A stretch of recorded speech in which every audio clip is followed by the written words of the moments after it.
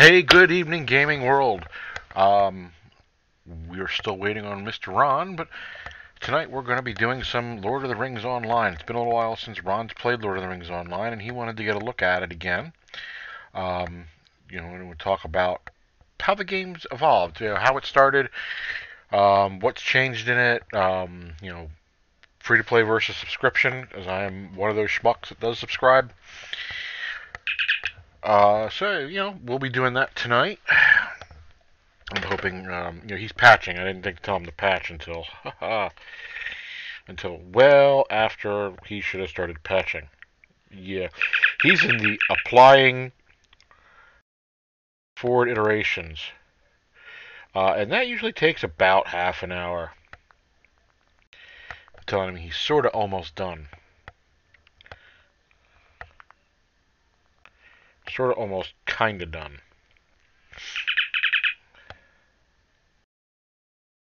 So he's been probably hadn't been on since a couple updates ago. So the forward iterations takes for freaking ever.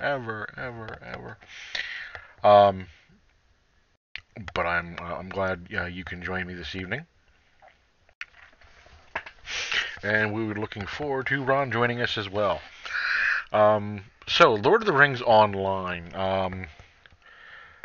Yeah, it's one of the last of, I would say, the classic MMOs, in that it's not too pandered down so that even the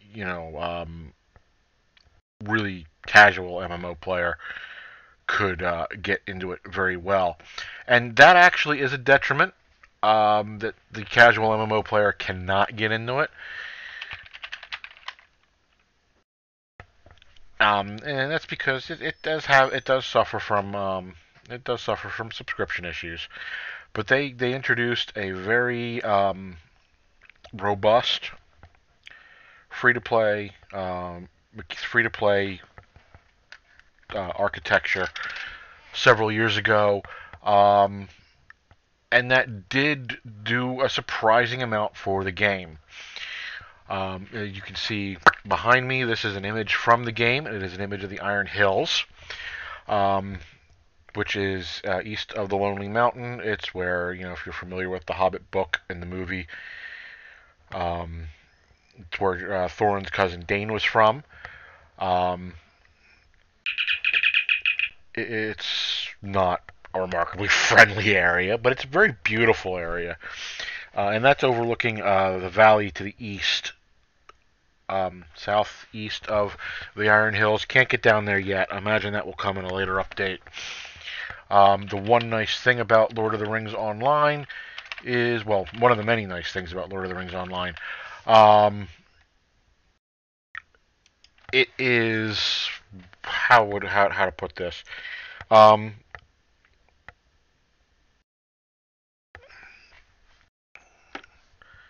to put this? It has plans and expansions, well, for another couple years. It takes the player from, well, as early as, depending on what class you play, as early as several thousand years before the start of Fellowship of the Ring. It actually starts during the Battle of the Last Alliance, and depending on what class and race you play, and then it's different starting points. I think the Dwarven starting point actually takes place about a month before the start of The Hobbit, and then the rest of them take place right about the time Frodo's leaving the Shire. So it's got a pretty good span there, and so far it has taken us up to the months after the destruction of the ring. So that it definitely has gone into the Fourth Age. So that's, I think, a good range for it, a good lifespan. Do I have concerns about its future? Yeah, I have a lot of concerns about its future. With the announcement that there's another development team, another company working on a Lord of the Rings MMO, that concerns me a lot for Lord of the Rings Online. They say, oh, that MMO will focus on either the first or the second age, not the third and the fourth. Well, that's great. But anyone that knows MMO history knows that it's really, really rare for an MMO, for something licensed, for a an IP, to allow two licensed MMOs in its world. Um, and I had my ass burned many years ago playing Star Wars Galaxies, and I have a lot of concern that, and I do mean a lot of concern, that we're going to get the same treatment here with Lord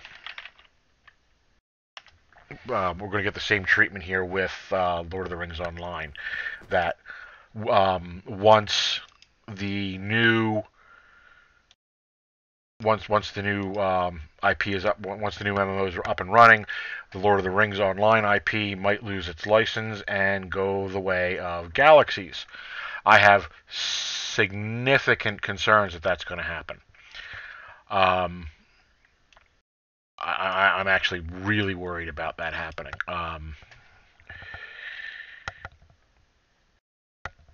But at this point, there's not a thing I can do about it. So I guess I gotta wait to see if that's what happens. Uh,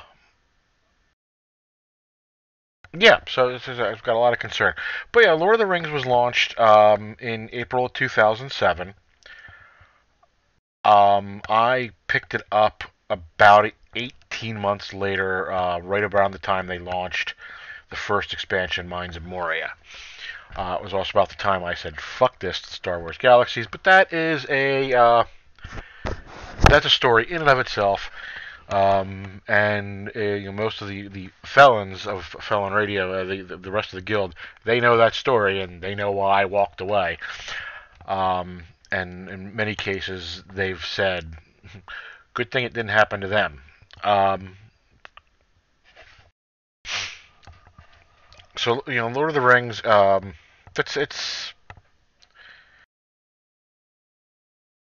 probably one of the most faithful adaptations of the books. I mean, the movies were obviously just, they were adaptations, all right. Love the movies, but they were adaptations, all right. Um, the game stays closer to the books, without question. And the artwork, and Ron, when he gets on, I'll get him to talk about his take on the artwork behind Lord of the Rings Online. He is not a fan of the palette. So I'll get him to explain that. But it is a palette that was chosen because it was a palette of colors that would have been used in certain medieval art that would have around the time that Tolkien was placing the stories. So that's why the palette got used. That got used, and to me it looks great. Um, the music the music's really cool. The music in certain areas, if you're a fan of the 1970s Rankin and Bass cartoon, the original Hobbit cartoon, and I do have that on DVD, because it more or less changed everything about me when I saw it as a kid the first time. Um, the music in that is a lot of the professor's music from, it was just put to music, but it's the songs from the book, from the Hobbit book. And there are certain areas where you'll be wandering around, specifically Goblin Town in the Misty Mountains, and you start to hear the Down Down to Goblin Town theme from the cartoon. And that made my night the first time I heard it. Um, the artwork is absolutely amazing. It's just right down to the descriptions that Tolkien gave. So it was a definite labor of love on their part. Um, about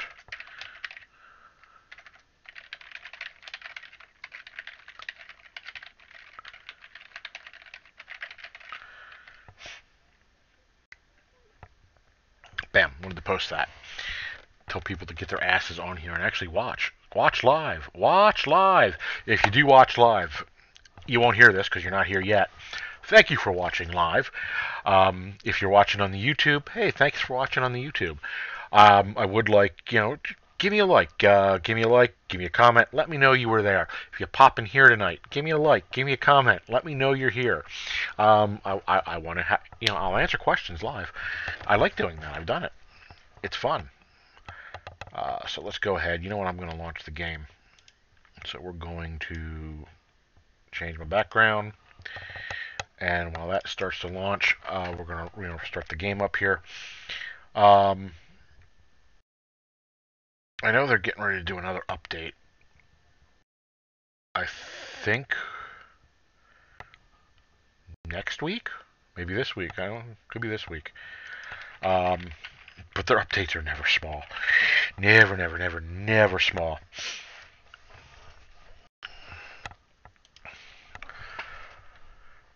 So and one of the things that I thought, or I didn't think, I decided many years ago was very important to me, being such a huge fan of The Hobbit and Lord of the Rings.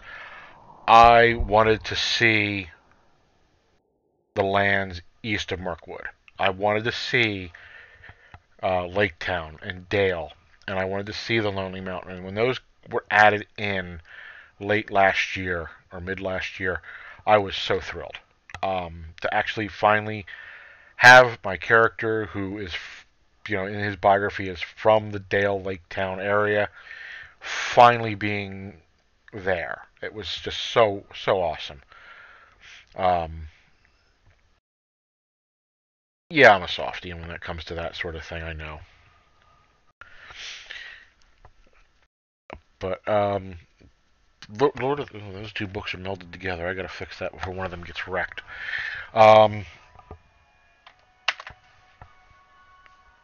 Yeah, I was just a kid when I first saw when I first saw the cartoon.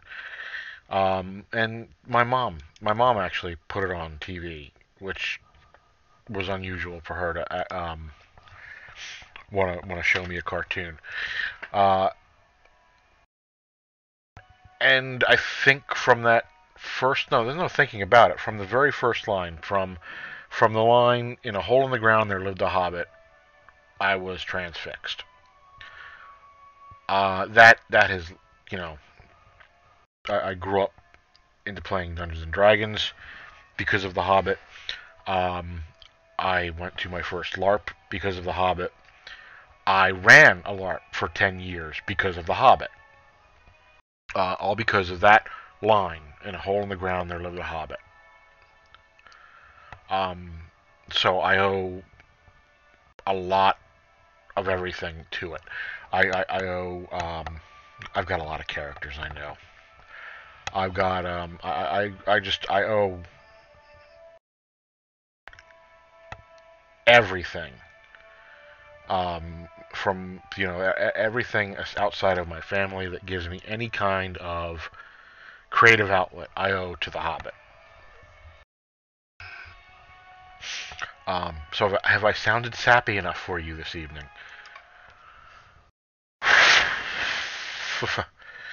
So while we're waiting for Ron, let's take a look at that Iron Hills area I was talking about.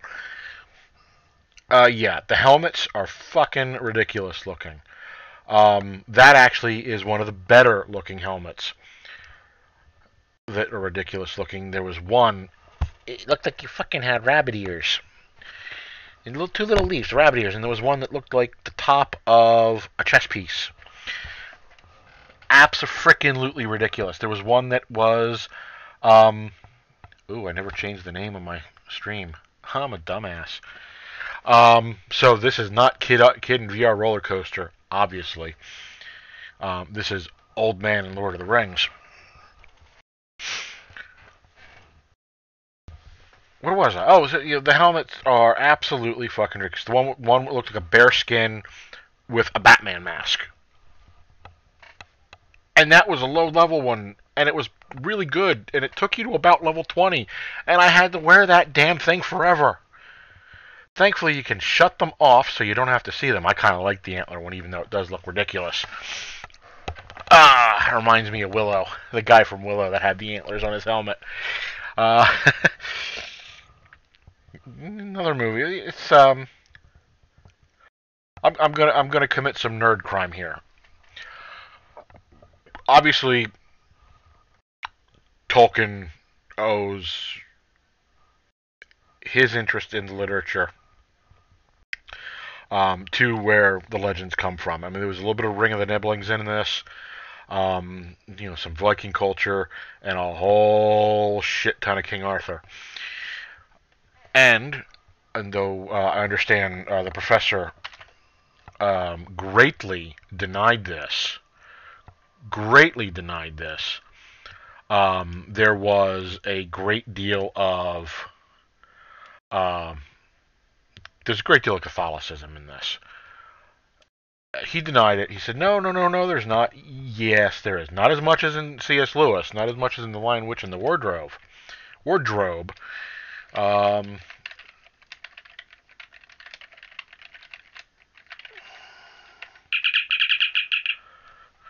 but there's definitely,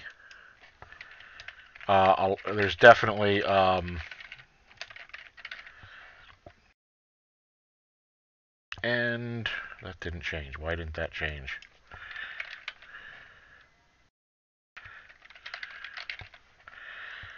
There is definitely a great deal of religious aspects to this, and that's okay. That's the archetype. That is very Joseph Campbell.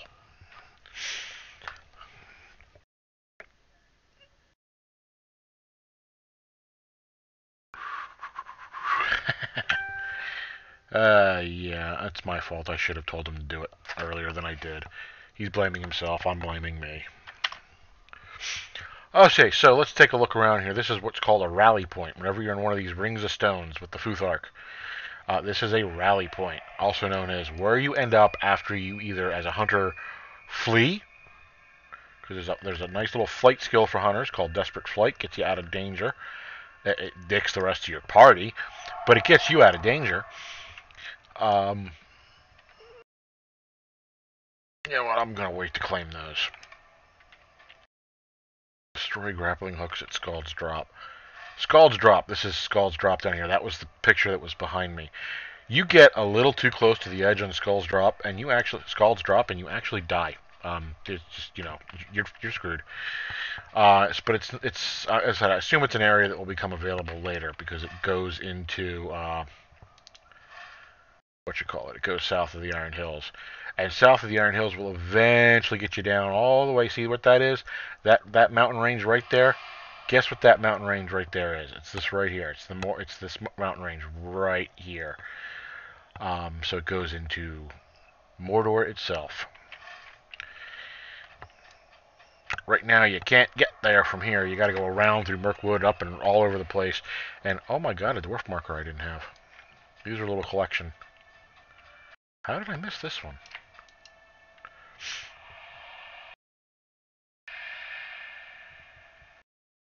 Apparently I've missed 10 others in this area too. Now see, that would hurt if I went down there. So I'm not going to go down there. Okay, I don't want to go down there. I actually want to go straight across. I want to go due west. Oh, I do want to go down there. Okay, balls. I want to go due west for a little while until I cross the river.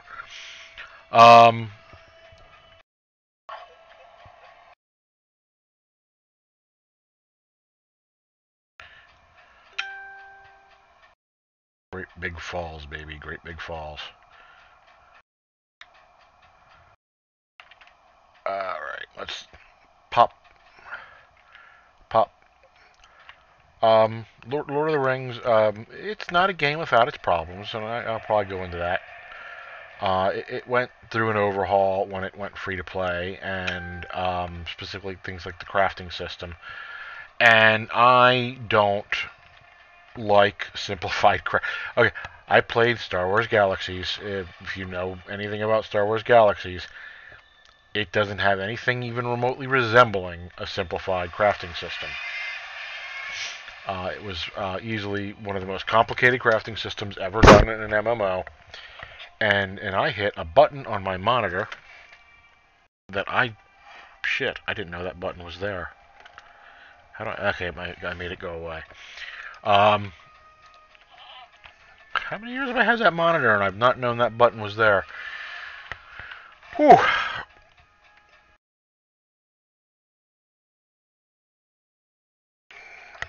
the hell was I saying? God, I do that to myself every time.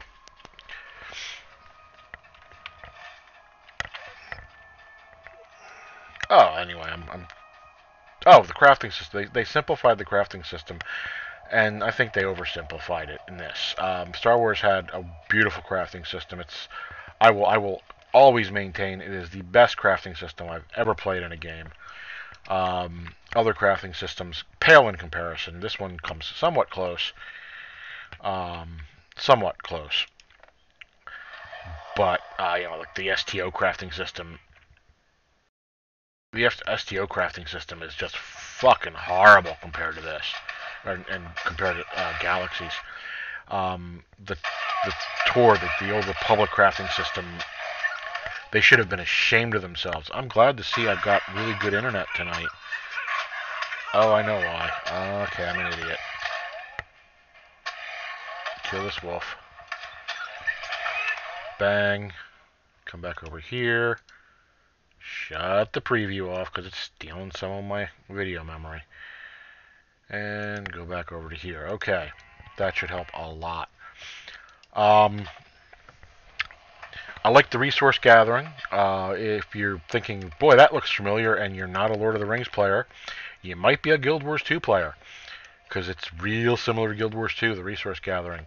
Only this one doesn't suck. This one actually is interesting. Well, the whole story in general in Guild Wars 2 I find to be depressingly boring. And again, I get it. That's going to be some, nerd rage from some people. Oh, that's what I was saying. So, obviously, Tolkien got his inspiration, and everyone gets their inspiration from something. It's really hard to come up with an original idea these days. Trust me, I've tried.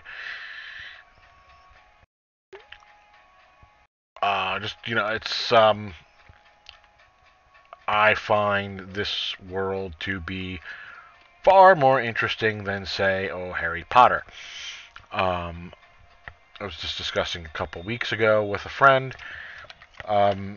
Absolutely impressed with what Miss Rowling did in getting children to read again, and excited about reading again. I do, however, believe what she wrote is derivative drivel. It's just derivative drivel. I liked it. I liked what she wrote far better when Tolkien, Geoffrey of Monmouth, and C.S. Lewis wrote it. Just remember, if you're reading C.S. Lewis, be ready to have a whole lot of dogma drop down your throat.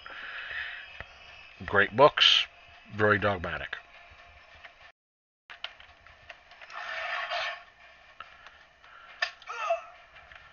Why am I not gaining focus?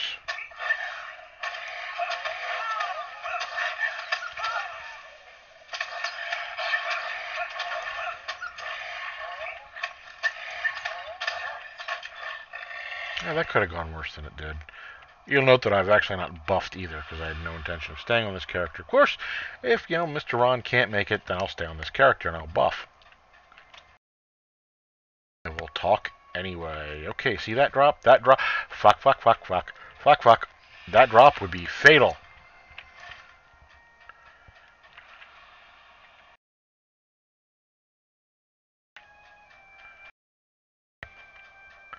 Hey, I saw what I'm looking for.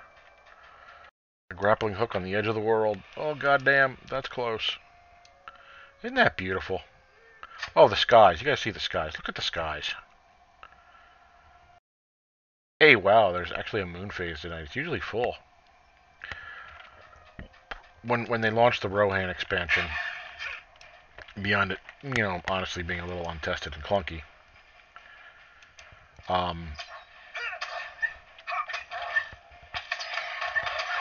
They introduced really realistic looking thunderstorms.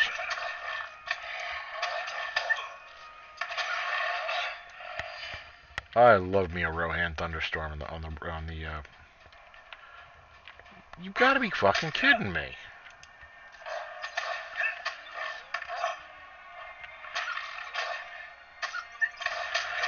On the open plains of Rohan when you're riding along on your horse, those thunderstorms are just beautiful. And I'm not a fan of thunderstorms in real life. Let me fucking tell you. And that comes from, even though I am a Pennsylvania boy, not liking thunderstorms in real life comes from way too damn many tornadoes in my life.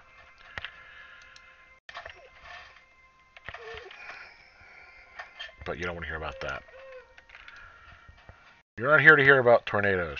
You're here to hear about Lord of the Rings. So not bad. I mean, it's almost 12 years old. Jesus. And for a 12-year-old game, the fact that it is going as well as it is, and the fact there is new content launching, and it's one of the least sloppy companies that launch new content. The only boogering trick is, for most of the new content, you gotta be a subscriber. Not a big deal for me. I'm a subscriber.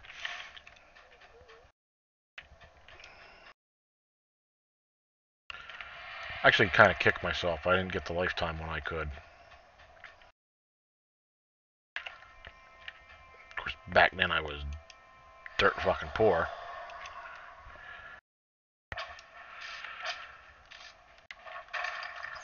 Oh, he's a signature. This might leave a marker 3. At least he's a heaver.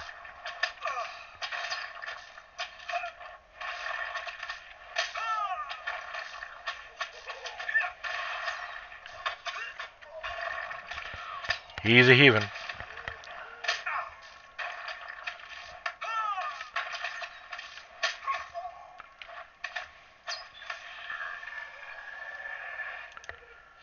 I'll just tap my energy there.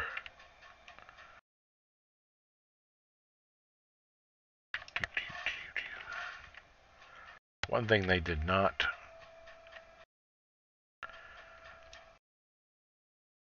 dumb down is the actual combat itself, as far as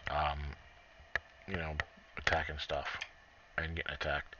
There are certain aspects of the monsters that got toned down, but I mean that's some beautiful battle animations there.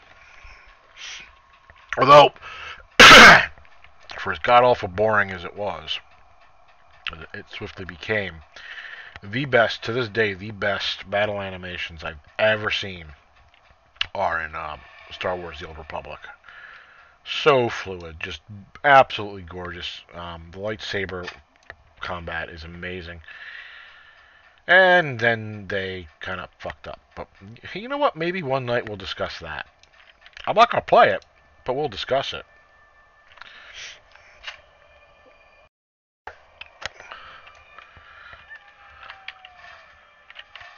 I don't think I could play it right now because my security key's missing.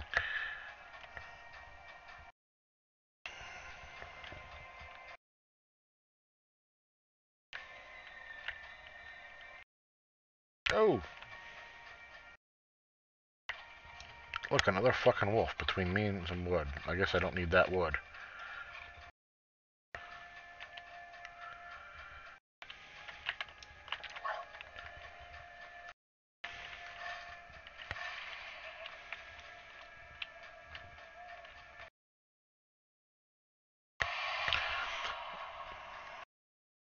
Do. Pay attention, Jed. Don't jump off the fucking cliff. I'm actually looking forward... Ooh, don't back up. Don't back up. I'm actually looking forward to getting down there. I have a focus skill. Where is it? I'm supposed to be gaining focus just standing around.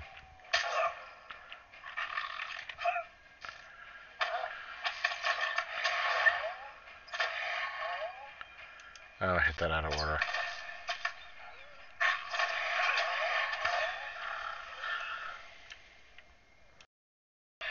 That ability I just used, Heart Shot, it did get nerfed.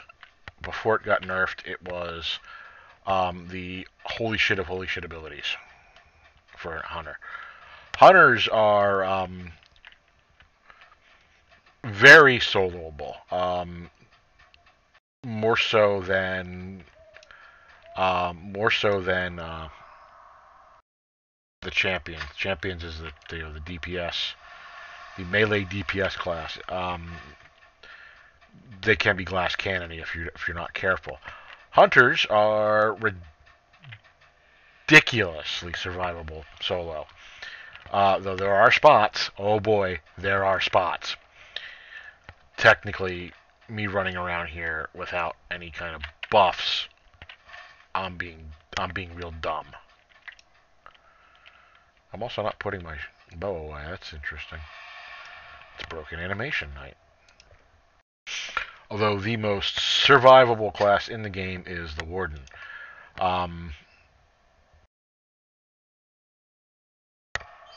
Wardens are terrifying. Wardens are just, good God, overpowered. Abilities of a tank, damage of a hunter, or say the damage resistance of a tank, the damaging capability of a hunter. No, go away! Go the fuck away! Game time. 4 dawn. Okay, we're actually going to get to see some daylight soon.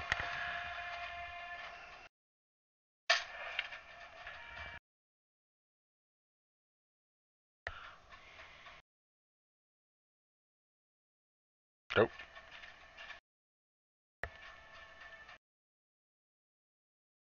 So if you're watching this on said replay, or if you happen to join, how's your weather? How's your temperature specifically? Mine, I believe it is under 8 degrees by now, which is cold. It's ridiculously fucking cold, but at least we're not Chicago. And if you're in Chicago, I am thinking about my friends in Chicago. I've never ever heard of temperatures reaching -50 and -60 wind chill. Holy shit. I'm thinking about you. I'm worried about you. Isn't that cool? That fucking water flow out to the waterfall.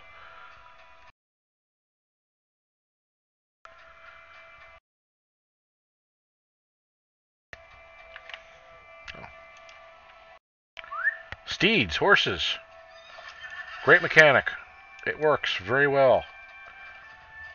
You've got guided steeds, which you can get at stable masters. They'll take you to different places, different stable masters.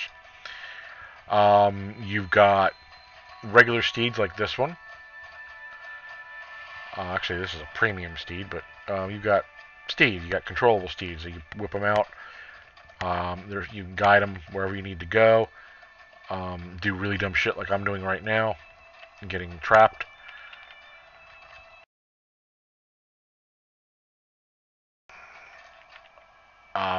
And then there is the Rohirrim War Steeds, which are exactly the way they sound, mounted combat. Some of the classes have better mounted combat than others. Hunters are better. Lore Master, which is the typical wizard, they're okay. And, captains I understand are okay. I've not gotten a captain to where they can ride a war steed. And that's pretty much where that ends. I can tell you from experience that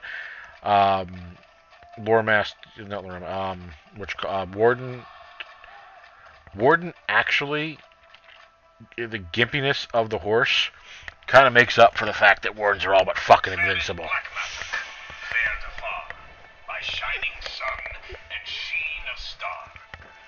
Someone's a dwarven poet.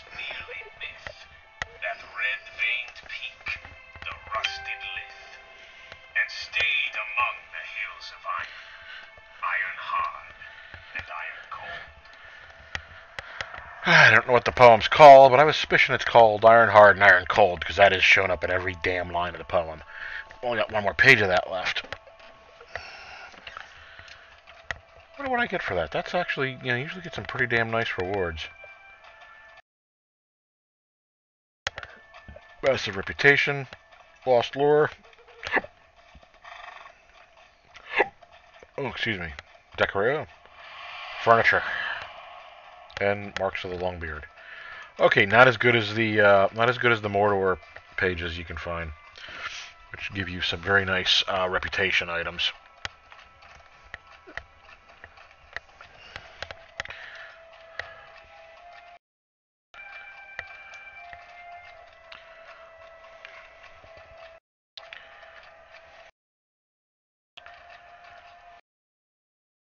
I'm coming up on Yarnfast, which was the home of Dane, Thorin's cousin. It is now the home of Thorin's cousin's one of his sons, and Thorin's cousin's grandson, I think.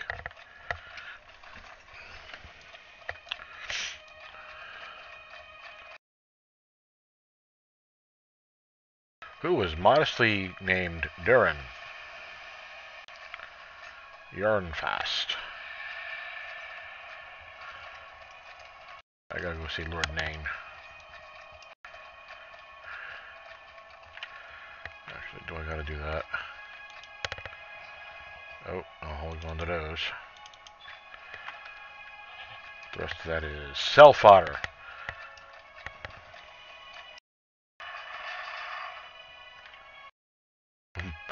By the way, there's a neat looking crevice in here. And it's enticing, because you think, what could be down there? And you look, and if you keep going, you fucking fall down and die. So, a reminder to people this late in the game of exactly just how frustrating Moria was.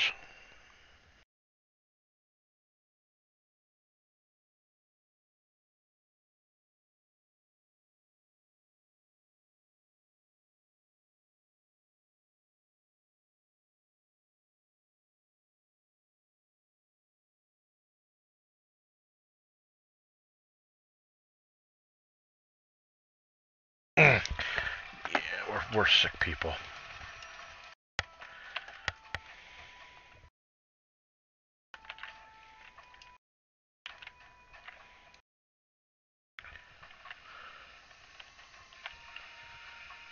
This is a nice little dwarven hub. Not nearly as impressive as Moria or the Lonely Mountain. Moria is freaking huge. Erebor is beautiful. Moria is fucking huge.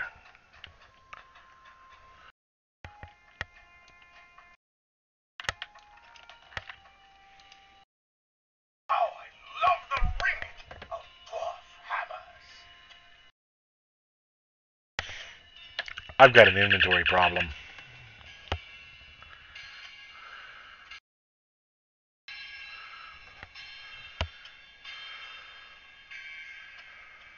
Also got a bit of a problem as I'm actually leveling out of the stuff that has the light of Erendiel, which is what you need to survive in Mordor.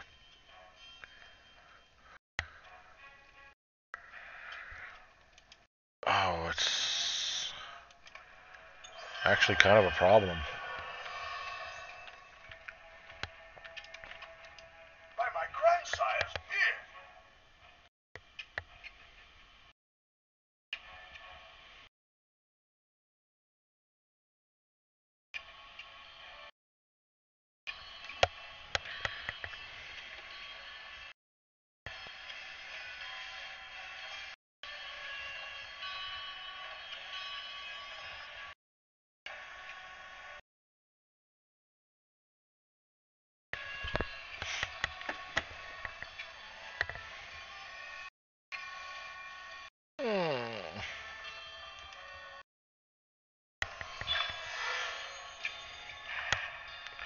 It's actually going to become dangerous for me to have to go back to Mordor.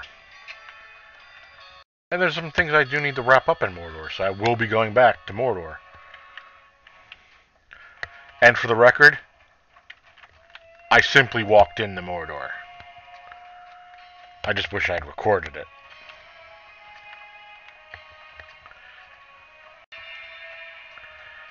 Yeah, oh, okay, up here.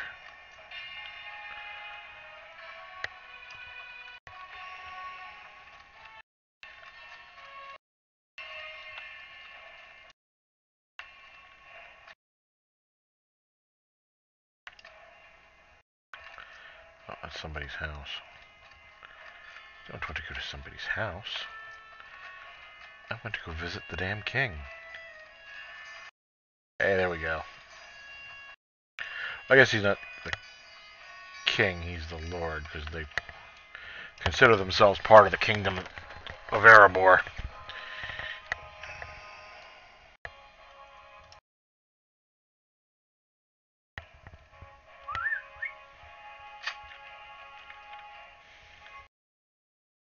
Lord Nayan's reputation precedes him, but he is even more intimidating in person.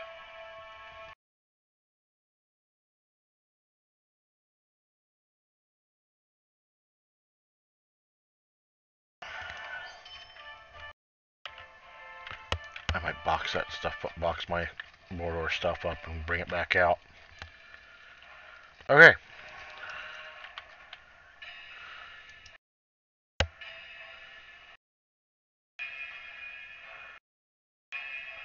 It's an instance. By Nayan's agate eye.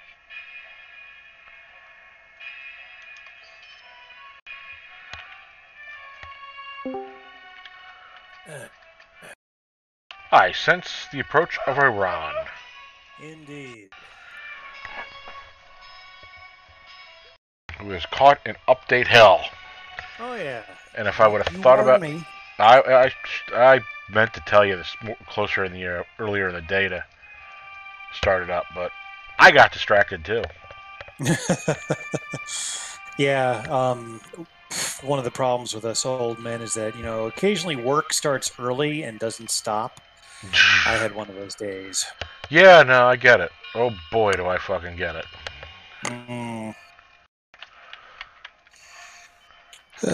So you recording or are we just playing? We are broadcasting. Oh, cool.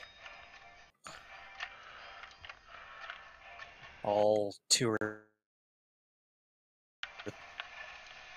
Well, that was So I started gaming, but I have started You're going in and out. Your audio is horrible. drinking. The not I. You fading in and out as well. Oh, isn't that lovely? I bet it's Discord. Had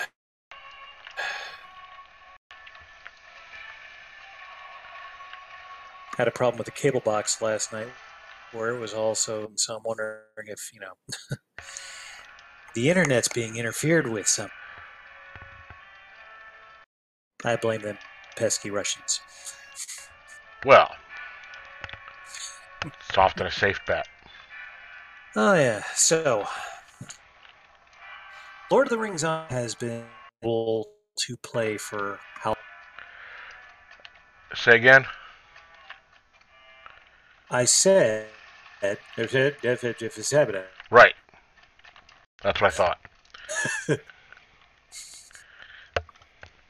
Nayan's So, agate eye. what I was asking is, Lord of the Rings Online has been available to play for how many years now? Well, as said at the top of everything, it came online April of 2007. So it's actually coming up on its 12th birthday. Yeah. And for someone who actually has read The Hobbit and The Ring Cycle 4 times through, the first time when I was a freshman in high school, it took you how many years to convince me that I should be playing this game with you? Oh, geez, it was a while. You were one of the last people to say "fuck it" to galaxies of the felons. You put up with the bullshit a lot longer than the rest of us did, or at least about a month longer than the rest of us did. And you were kind of off MMOs for a while. So I'm not sure. Yeah, I don't quite remember when we convinced you to give this a try, but you've given it a try off and on a few times over the last few years. yeah, I have, and th- there are parts of it that I've actually enjoyed, but there are also parts of it that are irritating. I'm something of a cheap bastard. I'd rather throw my money at other stuff like Garb and Sonic Screw. But the the particular pay to play model I'm set up with, I've always been on the fence about. I mean, you can play the game pretty much completely to fruition without having to drop a dime. But if you want really cool stuff playing, you got Well, yeah, and that's the free to play um, model that Star Trek takes. it's easy. And it's kind of mostly the free to play model that Tor takes, and several. The free to play model this game takes is a little different, and while I think it's 9 times out of 10, I think it's a better model. There are certain elements that I find upsetting. The model this one takes is you can do everything from the main story for free. You can get the legendary weapons. You can see the locations. You can, ride the mounts. All that's free. You can get the armor. There's no restriction on what items you can have. There might be a restriction on, I think there's a restriction on how much money you can have, and there's a restriction on bank space and little things like that. Where this one gets you is the side quests are not available unless you've either bought them in the store or you're a subscriber.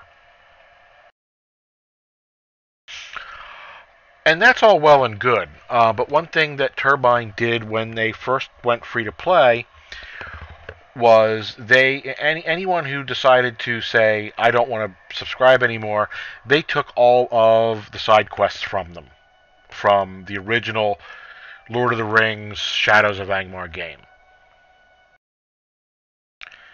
The problem with that being everyone who was coming in from a subscription and going free to play actually had to buy the full software. It was not free download. You had to buy the Shadows of Angmar software. So I think it's awful fucking rotten that all of a sudden you don't have access to quests that you already bought. Mm. When STO went free to play, it Yeah, that completely faded out. had everywhere they changed models. Right. STO's free to play, I think, is one of the more successful ones. Other than it's become very pay to win in the last few years since Perfect World took it over. Mm. When it was still Cryptic Atari, it was still a lot more fair. Um, Let me pause you right there because us being old men gamers and remembering Pong being the cool thing when we were little kids, Pong. I got to say that seeing the Atari logo gave me seeing that joyous logo and that word that just meant hours and hours of fun in our youth popping up. That Yeah. No, I agree with that. And it's Atari really got into the computer game market. I think they really got into it around 2003 with the Neverwinter Nights game. They partnered up with BioWare. mm, Um, so yeah, everyone's now looking at my Discord screen because I'm trying to figure out what the fuck's causing this horrible latency. There, blame me, blame me. there are days that I really do miss TeamSpeak. Why don't we switch back to it? I mean, all the other people have gone off to, do whatever the hell it is they're doing elsewhere. Doesn't Most mean. mostly because I don't want to have my computer on at all times. Oh yeah, that's right. You used to host the TeamSpeak server. Yeah. Um, so the STO's free to play model was it's when they first went free to play, it was really kind of what a free to play should be. And then they got with the pay to win. Um, and Hmm. that's annoying. It's annoying as hell. And that's what drove Alan off. And then what taking away that quest that we bought. I mean, when Alan and I first started playing this in 2009, we paid for Shadows of Angmar. We paid for Mines of Moria. Him choosing to go free to play, he should not have lost those side quests. Yeah, and that I think that's also one of the reasons why I've been in and out on this game. Is because you guys were heavy and hardcore and into it, and I got in and I was trying to get a character up to at least a level where I could join you guys on some things without, dragging you down too bad. But because you guys had access to all the stuff that I didn't, and that was the regular parts that you're playing, I'd log on like, hey guys, what's everybody doing? Well, I'm in this paid part. I'm in this paid part. I'm doing something that you don't have access to. All right, I'll go twiddle my thumbs and beat up orcs or something. Yeah. Now, one of the nice parts about the Lotro store, um, you gain points for the store just doing deeds, just exploring, just doing the story. You gain points, um, and it's not impossible to save up enough points to purchase the quest packs, to purchase the expansions. Diane has not paid for an expansion since before Rohan. She pays in her turbine points. Of course, I think at one point she had 20 fucking thousand because she didn't buy anything else in the store. Meanwhile, here's Pook and I going, "Ooh, that horse is neat," and I've got quite a bit now myself. So we'll see if playing in windowed modes improves. Yeah, because this game is most certainly a resource hog, and admittedly, the PC that you're gaming on is a bit heavy on the steroids side, so Yeah, it should be able to handle things, but all the same. this game is very jealous of its resources. The worst mistake I ever made was trying to play this game and letting STO update in the background at the same time. That crashed both of them. Wow. This game is exceptionally jealous of its resources. Now I'm working on more than doubling my RAM in the next couple weeks. Not bad, not bad. Let's see. My overall status has been at 88% for about half an hour now. I'm at downloading file 2,560 out of 11,503. So I get the feeling that this is going to be a lot of light conversation because I don't think I'm going to be concentrating on anything gaming. Oh, sorry about that. No, it's my own fault, dude. I should have started this thing up in the morning and just let it run because this is one of the things that you warned me about when this game first started up. Is that when they release an update, it's like they rewrite the whole goddamn game, and you have to download it file by file instead of in a big chunk that can then expand out. And that is exactly what it's like. Um, the updates, and they don't do the pre-downloading like some games do. It's the only time they do that is if you happen to be lucky enough to get invited to a beta, and then it will pre-download it for the test server, and then you can copy it directly over, and then it just updates the random shit they change. Survey says, eh. Yeah. So I don't get invited to betas very much. I've been in a couple of the betas, and frankly, I don't have time for that shit anymore. Yeah.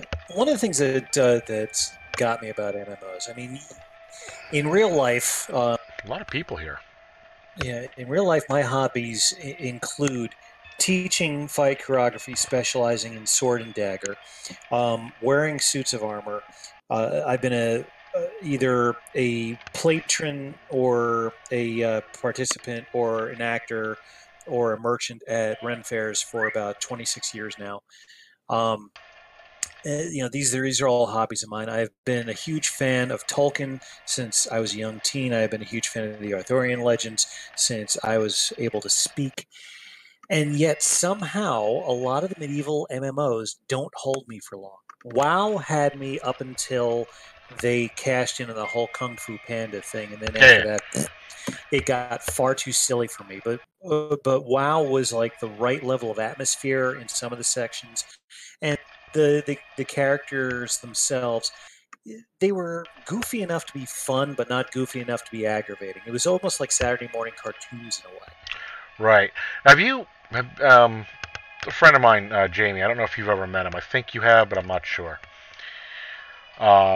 He's the heavy metal guitarist. He played WoW, and he tried to get me into playing WoW when we were preparing to, leave behind Galaxies. And so he was up from Tennessee, and he's showing me WoW. And he logged into one of the hubs, and I saw my first jump party.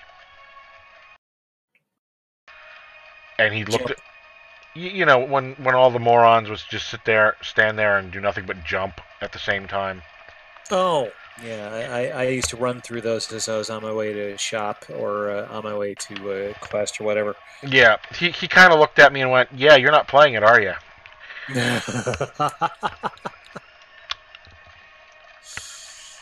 Yeah. There's a lot of stuff that me being a Rennie and a Doctor Who cosplayer, I kind of look at the furry crowd like, okay, you guys are hitting a level that I don't want access to. Thanks, and that happens in a lot of MMOs as well. Jump parties being part of it. Um, some of the role playing stuff that I used to wander through in Galaxies, where would be standing around having conversations as a character. I'm thinking to myself, you guys aren't leveling, you guys aren't adventuring, and nothing you guys are doing would involve the parts of the game that I enjoy, such as, I don't know, hopping up in one of my starfighters and blowing crap up. You people stay where you are. I'm going to go do stuff. Yeah. Well, role playing, while not impossible in MMOs, is difficult, and you do kind you of and I, come away feeling a little silly. you and I fall into that very easily in Bridge Crew. But Yes. Bridge Crew lends itself to that because the individual tasks require coordination, require overseeing exactly the way a starship bridge is supposed to work. So, dropping into the neo naval lingo used in Star Trek Mm-hmm. just really makes everything flow. So that's sort of role playing, absolutely. And when you're gaming and every character's got specific roles and the way everything's set up, it becomes all encompassing. Role playing just sort of starts to happen naturally. But Right. the whole standing around forcing it to happen thing, Yeah, well, in Bridge Crew, the role playing, I think a lot of what develops there is because you don't have to type it. mm-hmm. Um, I don't know. I've done role playing in an MMO. I've done, you know, countless hours at a tabletop, and even more countless hours dressed weird with padded foam swords. Yeah, beating each other up with plumbing supplies gleefully. Always a wonderful thing. That's that's actually a realization that I came to several years ago, that a lot of our friends still LARP, and I have not LARPed in years, nor have you. I've also not tabletopped in years. And I realized that it wasn't because I was turned off by any of it anymore. It's just that it's an escape that I no longer needed. I started tabletopping around puberty, when puberty hits, Yeah. and I LARPed around the same time I was doing fight stunts at Ren fairs in my very early 20s. And for me, LARPing and tabletopping were both escapes from the parts of my life that I was greatly dissatisfied. When dating was going afoul, or a friendship was going afoul because we were young and stupid and arrogant, or something work related was horrible because it was either a crap job or at the beginning of my career, or uh, even in my early 20s, even though I wasn't living with my parents, if my parents did something that pissed me off, boom, LARP, gotta escape. Ren Fair, gotta escape. Tabletopping, gotta escape. I've had enough control of my life and done a lot of things right that I don't need that escape like I used to. So LARPing now doesn't, fond memories and everything, but not really a drive to do it. Ren fairs I do mostly to go see old friends and dress funny, which I find more comfortable being in Ren fair garb than I do a pair of jeans most times. But yeah, a lot of that stuff was because I needed that escape. And now the way things have evolved, like gaming between you and I, because the physical distance between us, actually being able to see each other is impossible. So this is our opportunity to hang out, BS, talk about which parts of our lives are right and wrong at this juncture. Here I am, a hair's breadth shy of 50. You not too far behind. Yep, just turned 45. Yeah. Well, um, so this is a shared long-term hobby between you and I that gives us the chance to have the excuse to enjoy our friendship, even though it has to be through the virtual. Right. So it's the excuse at this point. Do I enjoy games? Yeah. I've been playing the crap out of Assassin's Creed and Arkham Asylum related games like mad. You saw I posted on Facebook recently that I got a little choked up and homesick this week, so I cranked up my old Xbox 360 and went to the first game world in Minecraft and visited a lot of the old sites that I had built. Because Minecraft, you got about 10 minutes to explore the map, then you either got to hole up someplace or run back to your safe house. Even if you are fully equipped, you can get overwhelmed by monsters pretty easy. So That's a game I've avoided playing. You remember one of the aspects of Galaxies that we absolutely loved was the sandbox element to it, that you could plonk down a house someplace. You'd been to my hidden bunker up in the Karelian Mountains more than once. That it was exactly the right distance from oh god, I can't even remember the name of the city, but it was up the mountains, and it was like one of the only buildable spots in the mountains. That whole getting away with it feeling, and also like you'd mentioned that LOTRO is exceptional for, is roaming and exploring. That's what Minecraft is really good for. I mean, it's designed to look like a blown up version of the old style 16-bit games, but the nice part about Minecraft is the rabbit hole goes only as deep as you want it to. If you just want to explore and just build the occasional safe house and equipment, you can do that.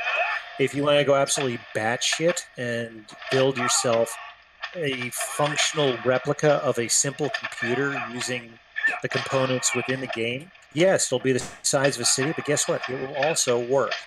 The game's actually designed to handle that level of intelligent construction. There are people that in survival mode by themselves have built entire cities spanning the entire continental map. Whatever you want to do with the game is what you do with the game. My favorite thing to do with the game is explore, go caving, and generally build up safe houses, towers, and supply shops. And occasionally, bite my lower lip, risk all the gear that's taking so long to build, and hop into the nether, or stay out late at night in a spot where I know I'm going to generate some serious aggro. Or just generally wander around the places I've built and feel that wonderful virtual at-home feeling that we used to get in Galaxies, that we used to get in some of the other games.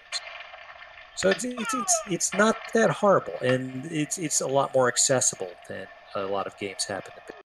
So it's, if you ever get that soft spot when you see a copy of Minecraft in the used box for $3, yeah, drop that $3.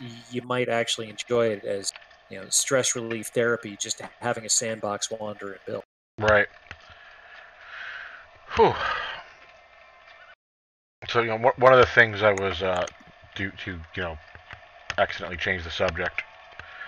One of the things I was talking about before you got on was the artwork in this game. And I know you had an issue with the color palette. Yes, and we discussed that. The color palette that was chosen in the game is based off of, I believe, the Bayeux Tapestry, or one of the other old tapestries that Tolkien himself had a thing for and took some inspiration. Yes. Good thought, really good thought, but it deadens the positive zones, and it makes the miserable zones infinitely more miserable to me. And you never got the Moria. No, I did not. What the hell was that undead bog that I was stuck in for a while that you finally helped warp speed me through? Oh, Agomar. Yes, yeah. That's actually why I quit the game 2 or 3 times, is because even if I started in a really good mood, the color palette alone of Agmar would actually make me depressed. Which is weird, because I'm not that easily depressible a guy. You know me. I irritate people with how happy I tend to be. So, it's one of those, man. It's, I was surprised at how much the color effect, but then again, that's also one of the reasons why I stuck with Galaxies for so long, because they used the Macquarie color palette. It was very much the Star Wars colors, even if it was a little cartoony. Yeah. And being in the emulators last year like we were, yes, the graphics are a little goofy, but they still hold up. They do. And the nice part is the motion animation for the various emotes is very well done. And the fact that the characters, this is one of the first games where if the character wasn't doing anything, they'd get bored. They'd tap their foot. They'd lean from side to side. They'd stretch and yawn all on their own. And sometimes I remember, being in my YT 1300, my YT 2400, my beloved Vigo destroyer. Oh, that ship was just joy to pilot with a full crew, especially after I decorated the hell out of it. You remember, every one of my houses and ships, I didn't decorate them with a load of crap. I made them look like they were lived. Right. But there were times where I just wanted to enjoy staring at my character, being irritated that I wasn't doing anything with my character, and just watch what the different animations would randomly play across. It was almost like having a staring match with an actual person sometimes. That just sounded a little weirder than it should have. But yeah, talking about color palettes, let's compare favorite Star Wars cartoons for a second here. You were really huge on the Clone Wars.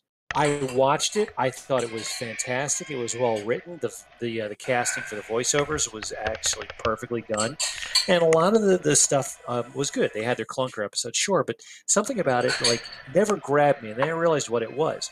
The color palette that they used was similar to the intended color palette for chapters 2 and 3, which they went for darker colors because it was supposed to be the fall of the supposed perfect time period, right, in the beginning of the Empire. So they slowly shifted to darker and darker coloration.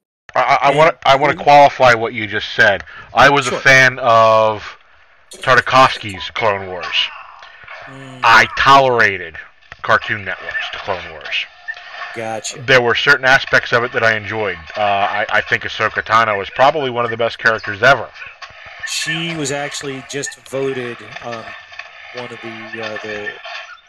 the best Star Wars characters of all time. But there were several aspects of that cartoon where I just kind of wanted to tear my eyes out.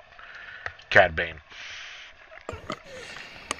Yeah. And But the fan service resurrection of Darth Maul. actually, I liked that. I thought that was really good because Maul, even though um, he wasn't exactly all that interesting a character dialogue-wise, he was really a very interesting take on one of the aspects of Darth Vader. Darth Vader was supposed to be scary just standing there, and he was. You know, the armor, the size, the usually the pose and the lighting. Vader just standing there being patient was one of the scariest things out there. However, it was because he was empty, he was cold. He was sort of like that teacher that's been there and done that all before they hit tenure, and now they're just standing there blankly staring at you out of habit. Mm-hmm. And then you get Darth Maul, who they made young, just as powerful, if not almost as powerful as Vader, and filled with unending rage, which he enjoyed.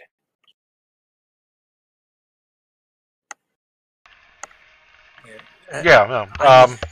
I need to step away for a minute. I'll be right back. Right.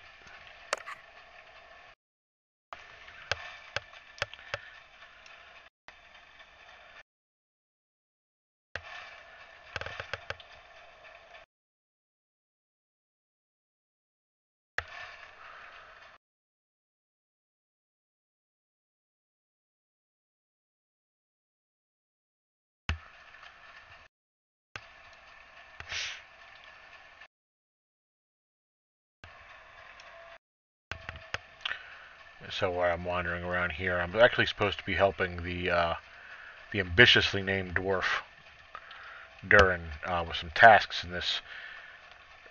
Well, it was a human city at one point. It still is, but it's been overrun by Easterlings, Easterling refugees that got caught here after the fall of Mordor,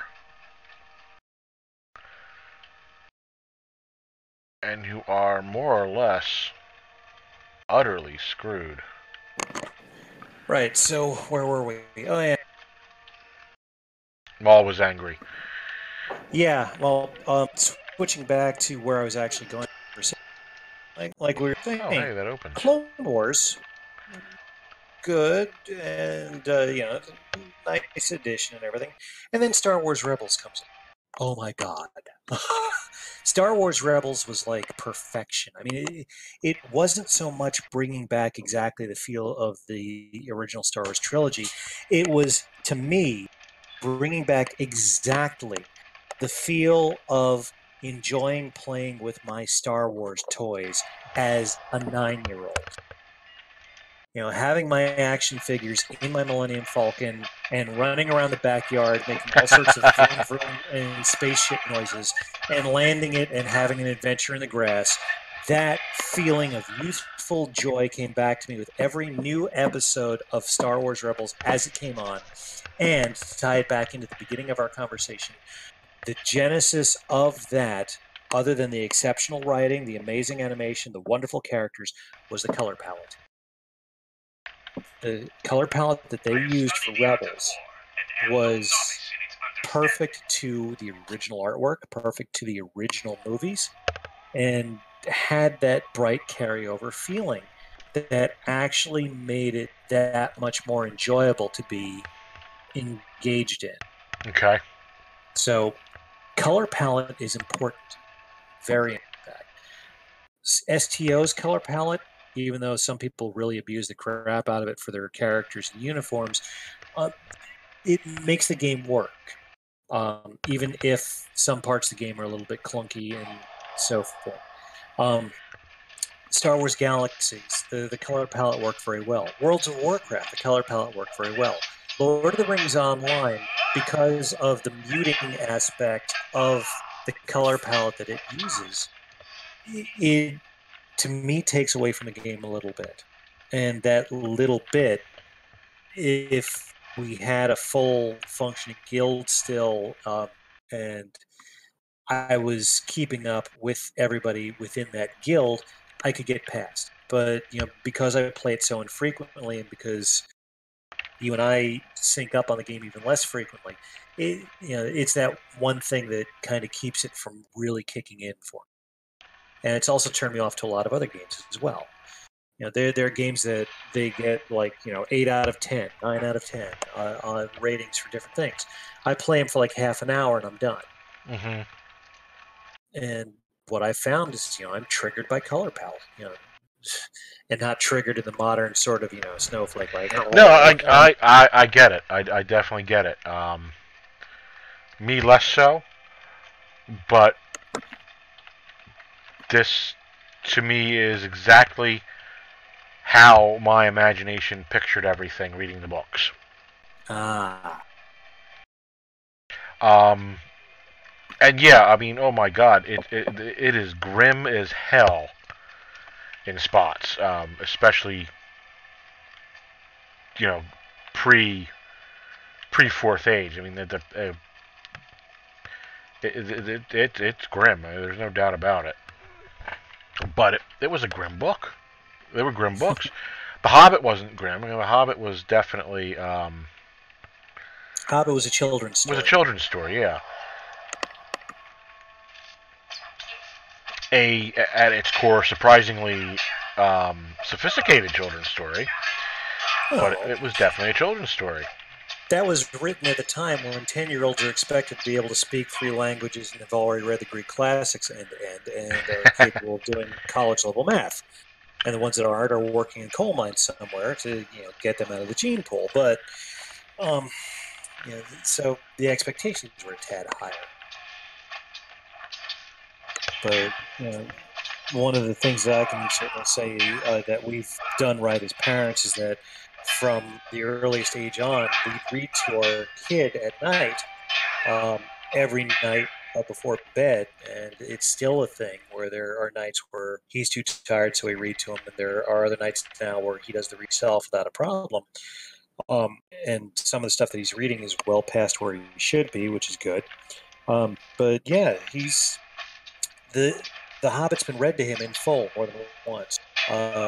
The Lord of the Rings in random spots have been read to him here and there. A lot of that heavier stuff, yeah, it's good, solid stuff. Mm. And now, where the game mirrors how you saw this in your mind, um, I guess that's one of the reasons why I didn't sync up. When I first read everything through, I saw it in my head based off of the medieval studies I had already done, primarily related to the Arthurian legends. And also, this being the end of the 70s, the beginning of the 80s, we still had that high tone color palette that was forced on us at all times.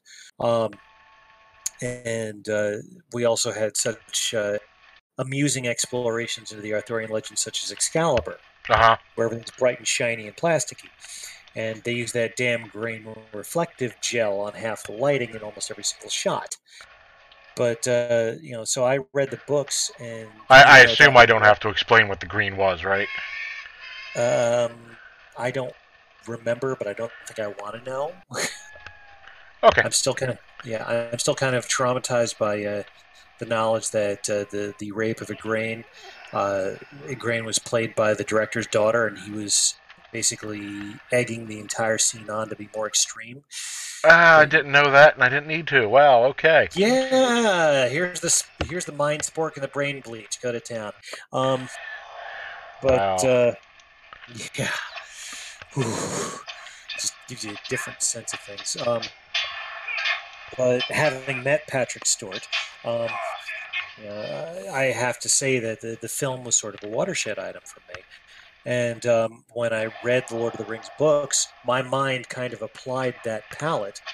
Okay. But also, if you look really careful, you notice that even though they made a lot of things very pretty and they chose some very exceptional filming spots, the people and the buildings that comprise a lot of the background and a lot of the filler is also some stuff that was taken for the Lord of the Rings films, in that they wanted that realistic dirt. They wanted some wear and tear. They wanted to look as legit as possible for the older established portions. So imagine me, end of the 1980s, getting invited by a girlfriend of one of the guys in my D&D group to go to a Renaissance festival, which I'd never heard of. And I walk in, and here's, even though admittedly these buildings are temporary and not meant to be lived in, even though some of them have been standing for over a decade at this point, and now are there for over 30 years, going in and finding the same Run! color palette and finding the same dirt and lived in look. So to me, yeah, the Lord of the Rings online game is meant to emulate the artwork, is meant to evoke the sense of grandeur and scale, but at the same time, in my mind, when I read the books, I read them to a degree of realism Okay. as opposed to a degree of artwork. Which reminds me, I'm overdue to read the Rings books again, but I have to finish Gumption by Nick Offer first. Been reading that in bits and bobs because it's actually some fun food for thought.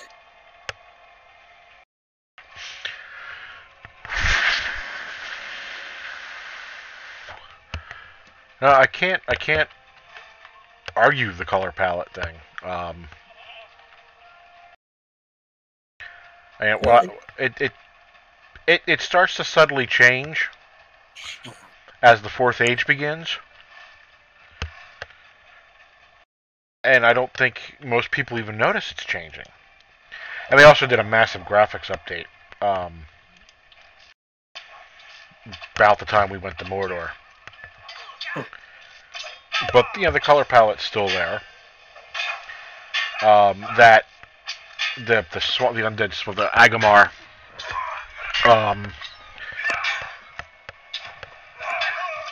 They did a very good job in that, and that they meant that to be oppressive as all hell, and it worked. That red, that blood red color tone everywhere. It's one of my least favorite areas of the game for a lot of reasons.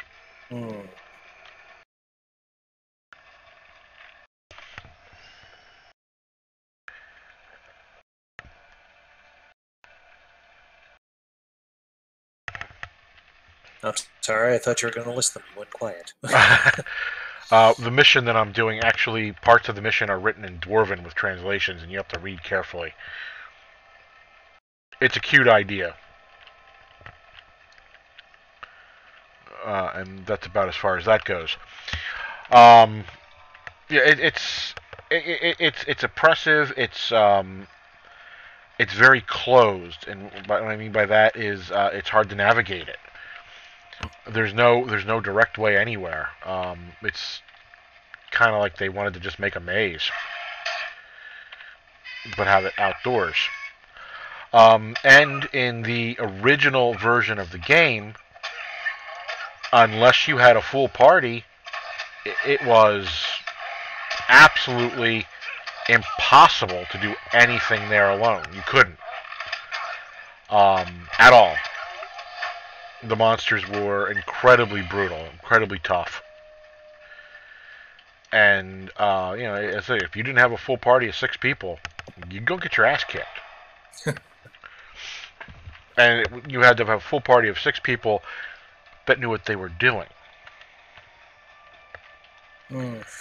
So, yeah, I could usually, on any given night, gather 6 people. But it didn't necessarily 6 people that knew what they were doing.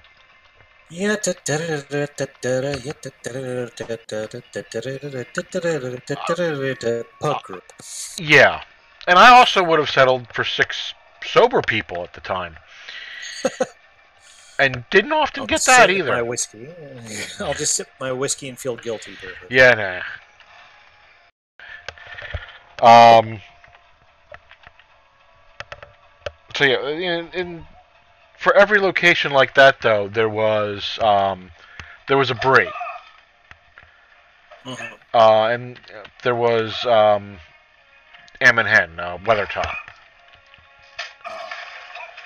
which the lone lands themselves got kind of old. Some of the starting areas did get kind of old. Um, the area you were just in until recent, the last time we played, the North Downs. That's an area. Well, the western part of the North Downs, it's very woods and open plain, and there's a lot to look at, and it's attractive, and there's a lot to do, and I mean a lot to do, and there's some of the most breathtaking scenery I've ever seen in a game. The eastern side of the North Downs, once you get east of Estelden, um, is sickly looking trees. It butts up to Agmar itself. The orc camps in the south are, again, really oppressive. Um, and we spent far too long trying to do everything down there. And I think that was a big symptom of how Alan and I played. We wanted to do everything. Mm. And this was probably the first MMO that we played where you didn't necessarily have to do everything, and that was foreign to us. Hmm. And for the first couple months we played, it was just him and I, so we couldn't do the larger stuff. And then you go Trollshaws. I find to be absolutely beautiful, and that's the area between the Lone Lands and Rivendell. It's hard to navigate. It's definitely you can't get there from here with its cliff faces and gorges. But it's a beautiful even the area with the spiders. It's very well done. It's one of the best areas in the game. Now Bridget likes Forochel, and you haven't seen Forochel yet, but it's a glacier. Ooh. Yeah, that's actually another thing that kept me playing Galaxies for so long. I'm a sightseer. You create a game world that is huge and complex and interesting, loaded with fun nooks and crannies. That's actually one of the other things that I enjoy about Minecraft. It randomly generates a large map with cave systems and hidden ruins and villages, and all sorts of biomes that you can go through. So it keeps it from being boring. And that's actually one of the things that I enjoyed about WoW as well. Is that your character could explore, and one of the things that I've said this during your previous casts, and I'll say it again just for emphasis, is for me one of the best things about World of Warcraft is I was in the mood to just stare and enjoy as opposed to indulge. One of the great things about Warcraft is that you can get a Griffin flight from one end of a continent to another and actually watch the game being played by the players as it goes, because you're flying over the live game world. That was just brilliantly done. Star Wars Galaxies, you could rocket through on any of the vehicles, the landscape of any of the planets, and always find new and interesting stuff. I mean, they'd sometimes randomly plonk stuff down that, yeah, it was part of the canon or as part of the EU, but it was just fun to find. There was that maze in the middle of the north half of the map of Look that there's nothing around it. Just all of a sudden, boom, maze. Yeah, and there's Wow. nothing to do in it. Yeah, it's just there. Yep. And You that's one example you of you hundreds that they littered Galaxies with. you did get a badge if you got to the center of it, but Hmm. We are dwarves, and the folk come to it. So that was actually one of the things I did enjoy about LOTRO, especially in the starting lands for some of the characters, is that you do get to explore, you do get to wander. One of my favorite things to do in real life is wander around in the woods or wander around exploring like interesting little old Victorian or colonial towns or shore towns or whatever. So being able to do something similar in game is excellent. When my body is tired, my mind still wants to wander. A video game that's got sightseeing ability is wonderful. mm-hmm. And this game keeps that. There's always something to look at. Um, Even in the areas where I think they tried to go too far with a couple of the areas. But even in the areas that they did go too far, there's always something to look at. There's always something new to see. Um, even I've been playing it for 7 years. 7, 10 years, almost 11 years. Um, I'll wander into an area I've been 100 times, and I'll see something I didn't see before.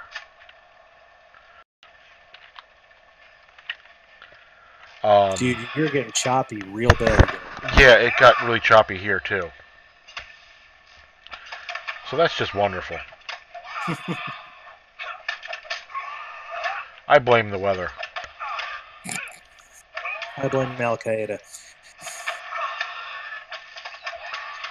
I blame the fact that I just walked into a trap and I wasn't prepared for it. I'm gonna die.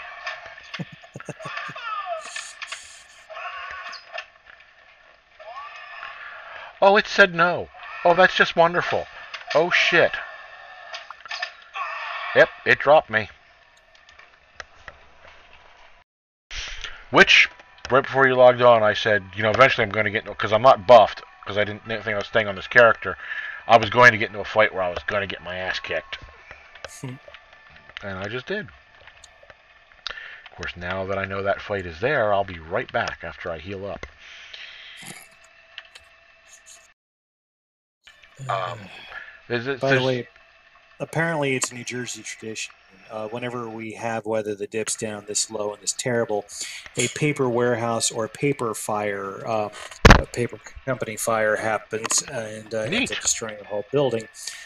We had one that just happened today. The Markel paper company in Elmwood has burnt completely to the ground, and firefighters had a difficult time of it because the water coming out of the hoses was not only getting blown back but freezing in the process.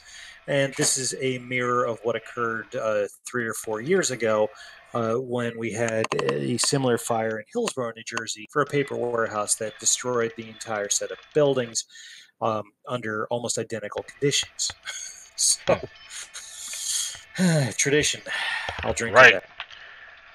So part of what this game does right, though, it is the exploration aspect. You can go and see almost anything in Middle-earth you want to see. If you're not powerful enough, you might get your ass kicked doing it, but you can see anything in Middle-earth you want to see. Our first couple nights, we wanted to get to Weathertop, and we walked from Bree to Weathertop. And that's a walk and a half? It is a walk and a half, and it was a dangerous walk for our level, and I don't know how we did it without getting slaughtered. But it was just really freaking cool to be standing there on top of Weathertop, looking down over the Lone Lands. And knowing that passage from The Hobbit, where Bilbo first saw the Lone Lands, he talked about it just being an empty area, an empty land with castles, evil-looking castles on high hills, and that's exactly what the Lone Lands is.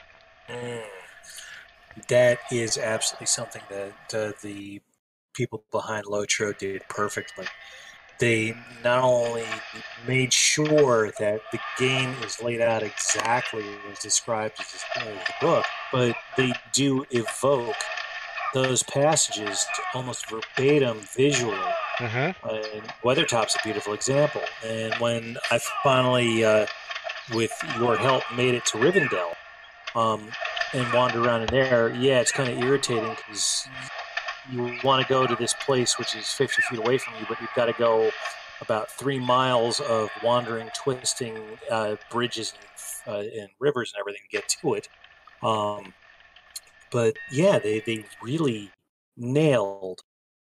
If you go back to the passages and read how it's described and then look at it in the game, they got it. I mean, they really put the research in. There was no flubbing, no skipping, no doing anything the easy way out. They put the effort in. Yeah, they really did. That climb down the switchback into Rivendell is everything you would expect it to be. Oh yeah. The walk into Mordor, and again, I walked into Mordor. One I does not sit. No, wait a minute. one simply did. Mhm. Oh my God, how many of these damn things are there? 6, but there's mirrors, so it looks like there's a lot more.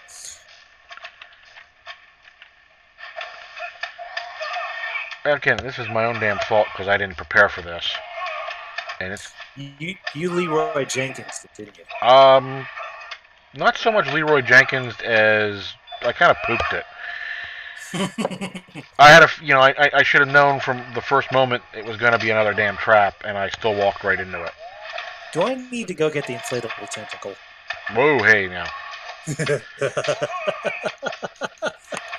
So right now it is literally a race between this thing and I to see which one of us can damage the other faster.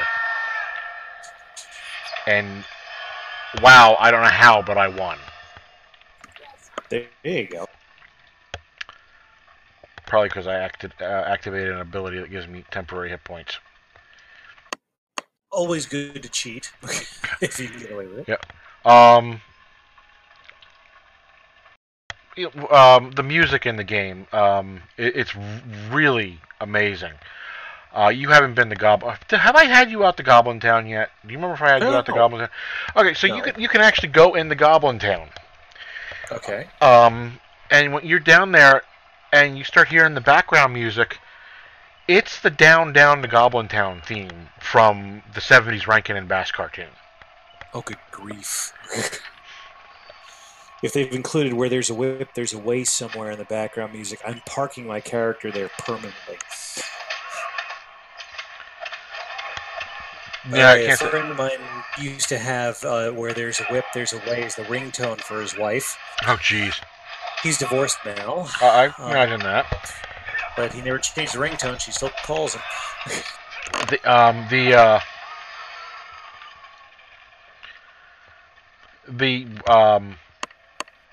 The areas and the music, they know how to invoke the feeling they want to invoke. If they want you to be a little apprehensive, it's going to be a darker area, and the music's going to have that tone to it. And they've done that masterfully. Much like, let's go back to Galaxies, when you landed on Locke, and you got the Death of Qui-Gon theme music. And you just kind of, it was a dull looking planet, and I don't mean dull as in boring, I mean dull as in, man, it was ugly. And it had the sulfur pools, and you had that heavy music going, and you knew you were someplace you didn't necessarily want to be. This is a shithole. Yeah. You get that kind of music, and you get that feeling from the areas that they do very well. Where I am right now, it's called the Iron Hills. It's that area east of the Lonely Mountain, where Thorin's cousin Dane came from. Not gone into really in the books, and it just kind of touched on in the movies. Billy Connolly played Dane in the Hobbit movies, if you saw it. The great Billy Connolly. Yep. And I thought that was absolutely hilarious when he came off and told all the elves to sod off. And then in that Scottish voice of his. I don't know how to describe the area. It's full of plateaus, and it's a pretty area, and it's got some really great artwork. And although I am actually not at this moment, though, I'm surrounded by about 20 other players, it does invoke a lonely feeling. Well, you and I have had this discussion, privately offline. We are those kind of people that can feel lonely in a room. Yeah, absolutely. Makes sense that you could be among a crowd of 21 and able to convey that through the music, through the set. It's once again brilliantly done. I wish I could actually love it as much as a lot of people do. Mm-hmm. And I stuck in one of those depressing spots, and nobody was all that actively gaming at that level, so I just left to my own devices and gave up. Yeah, it's that can be easy to do. Um, it is easy to do. Now, what they got really going for them is the range of character classes. You've got it pretty much just follows the standard. You got the range DPS, the hunter. You've got the melee DPS, the champion.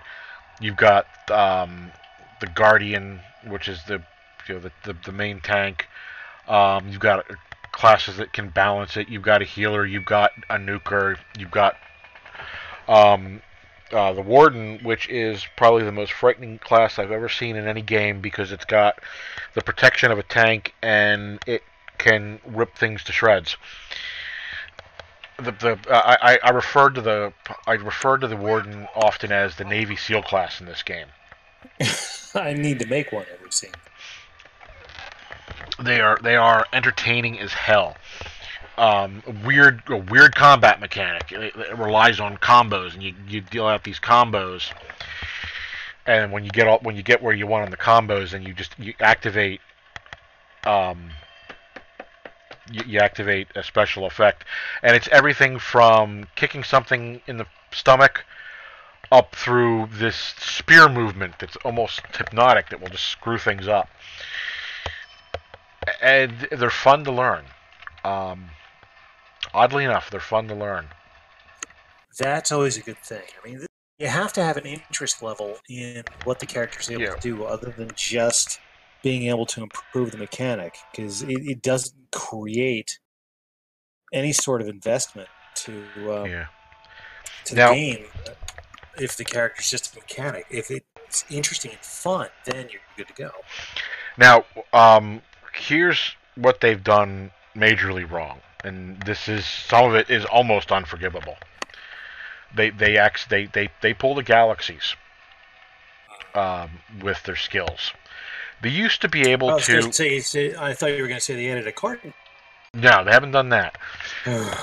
So at one point, your skills were completely dependent upon what deeds you did. You earned special skills, special abilities, and traits through what deeds you did. You got skills from trainers. You could pick and choose what skills you wanted, and you could make a unique character. They changed it around the time they introduced Rohan. The trainers meant nothing anymore. In fact, the trainers are still in the game, but they don't do a damn thing. And they took this mix and match system of skills, or of attributes rather, and turned them into 3 specific trees for each character, and you just kind of were the same as everybody else. Yeah. I hate that. I hate that level of dumbing down. And that happens in every game. There's actually a dissertation that they've done. Oh yeah, I had almost a friggin' essay level of written work about that at one point, which is viewable on Destructoid somewhere, and I think it's probably still viewable on my review page. Plug. The other thing they did is they took a crafting system that was similar in complexity to Galaxies, but a little more streamlined, and made it flavorless. In an effort to, make it simpler. And while it's I don't want to say it's completely uninteresting, but I don't take nearly as much pleasure out of crafting things as I did the first few years. That sounds like STO. Oh god, STO has got to be one of the 2 worst crafting systems I've ever seen. The other belongs to Tor. What was that medieval game that you guys used to play the crap out of that I gave a shot to and gave up on? Guild Wars. Yes. The Guild Wars crafting system was odd, but it was okay. I mean, it was just, it was real simple. It was, you have these items, come to me, we'll craft, hey, you're done, here it is. Okay, whatever. But Guild Wars was and is the original Guild Wars is still online, and it's still played by a shit ton of people. It is the MMO for people that didn't like MMOs. The greatest part about the original Guild Wars is you and I wanted to play it. We could get in to our hub, we'd meet up, we could pick up NPC flunkies if we didn't have a full party, and it was usually advisable to. And then we would leave the hub. And whoever was group lead would become an instance host. And we would never, unless we wanted to, see another fucking player the rest of the night. Yeah. So what happened? Well, it just, its technology became outdated, and then they made Guild Wars 2. Now, Guild Wars 2 borrows a lot from a lot of MMOs. It's definitely, got some WoW to it. Technically, it is as advanced as Tor ever was. It's got full voice,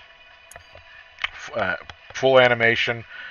It's got a crafting system remarkably similar to this game. And it's got a story which is about as interesting as White Rice.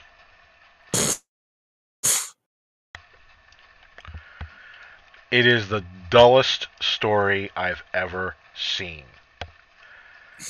And they did away with general side quests, which some people really like the idea of not having to deal with side quests. But it fails to propel you forward. It's got a nice little it's got a beautiful, it rewards you for exploration. Oh, it wants you to explore. And you get levels, you get items, you get a lot for just exploring.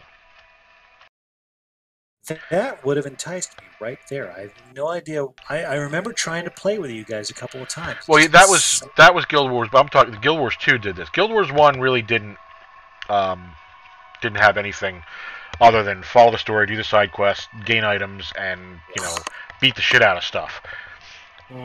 Linear doesn't work for me. It's why I like the Batman art so much. And it was really linear. And it is really linear. And Guild Wars 2 is kind of linear, but again, the story that's there is about as exciting as White Rice. It's a shame because it's such a technically beautiful game. They did a remarkable job with it. They just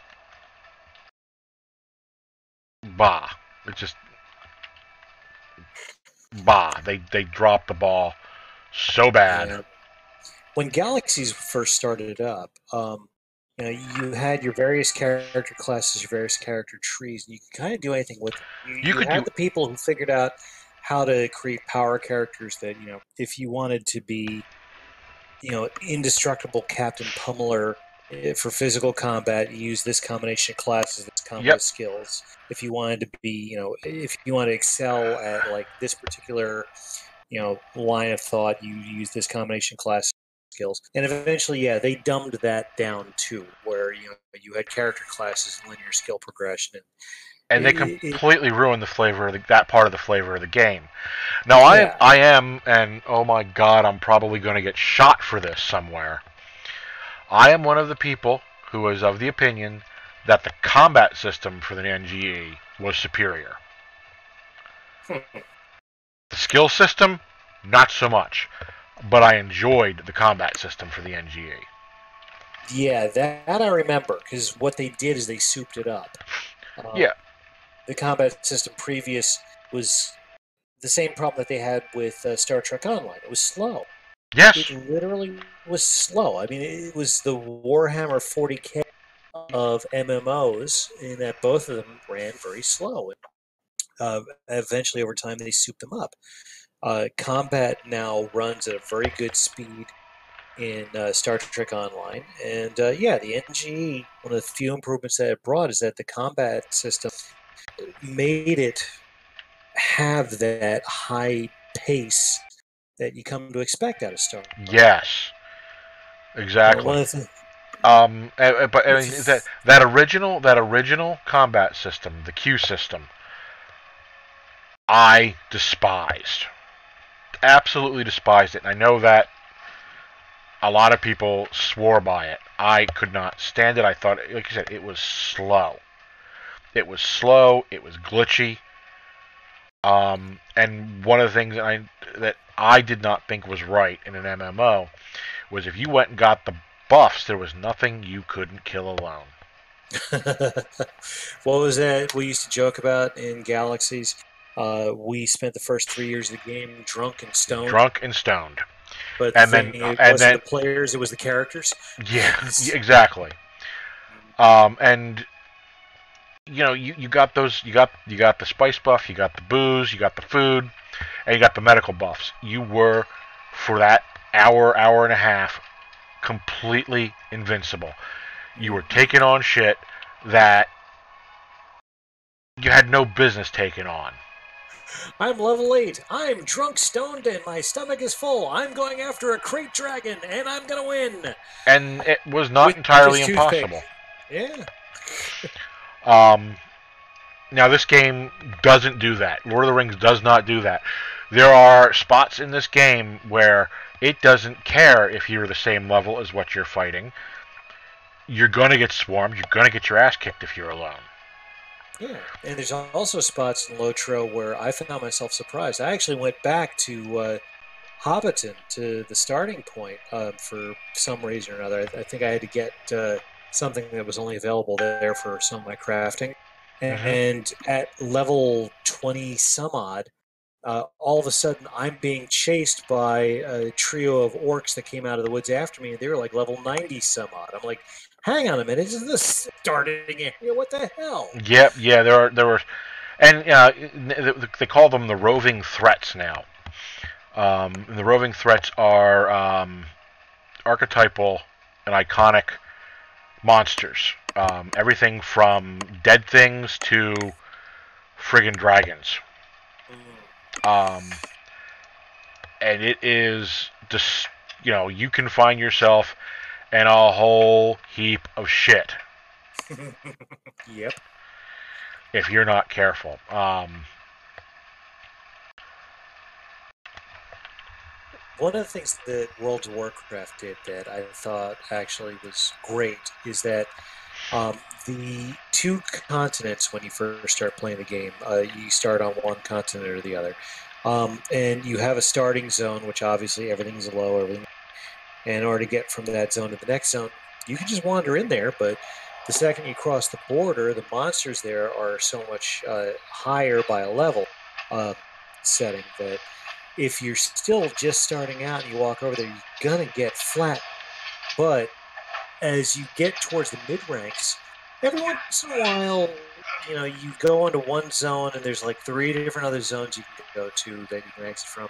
Try not to exit to the one that actually jumps 30 levels on you, because that's going to be a bad surprise. And I had one of those bad surprises.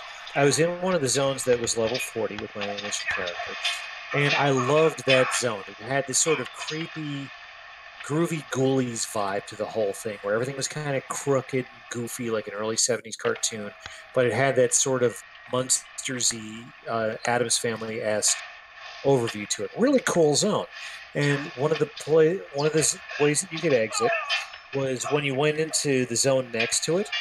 Instead of it jumping 10 levels, it jumped 40 or something to that effect. And when I went into that zone, I literally set foot in where the atmosphere changed, where it went from like spooky haunted forest to rust red desert. And a spider came down from the mountain, and that spider was so many levels above me that the time it took me to turn around and take one step, it killed my ass.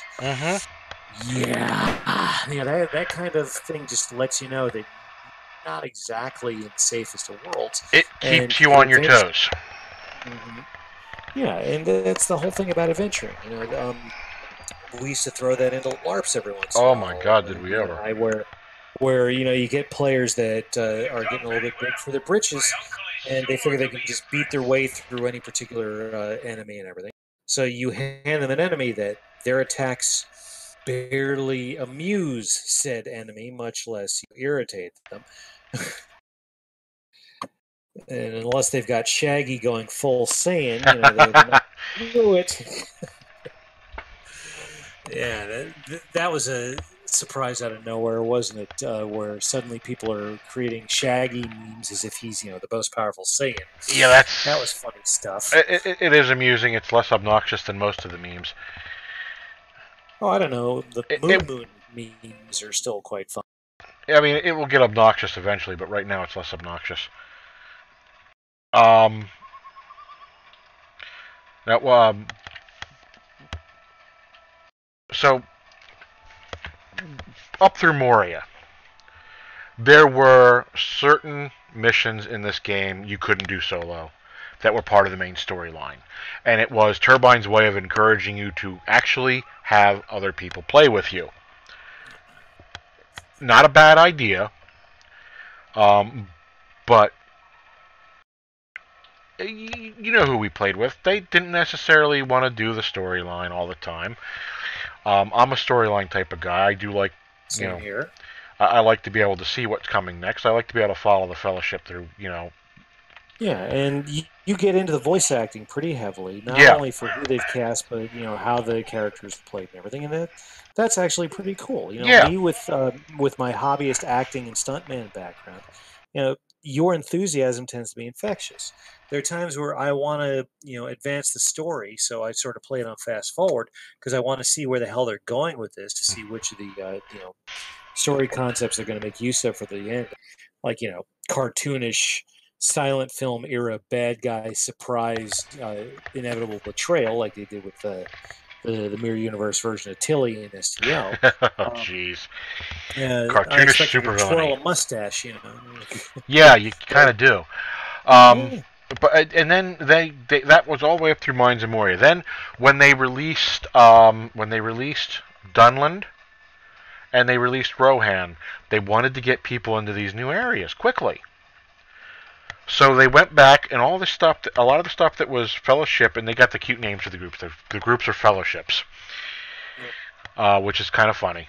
They went back to all these. They went back to all these group instances and made solo versions of them. yeah, I remember that.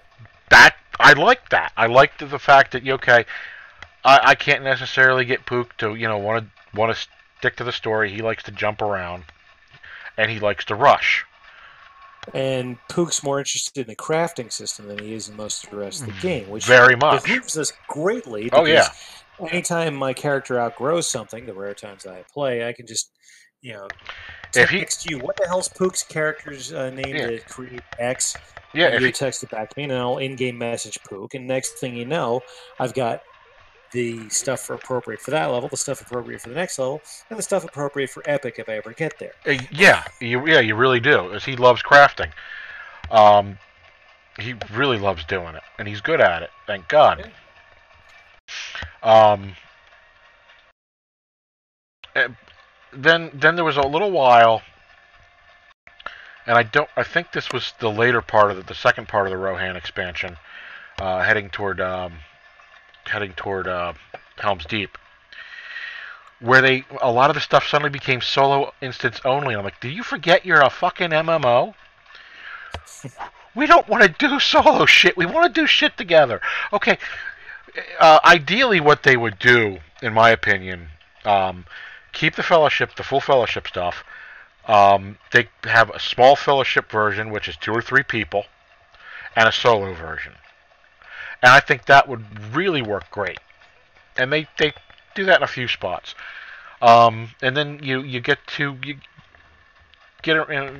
you got through those areas.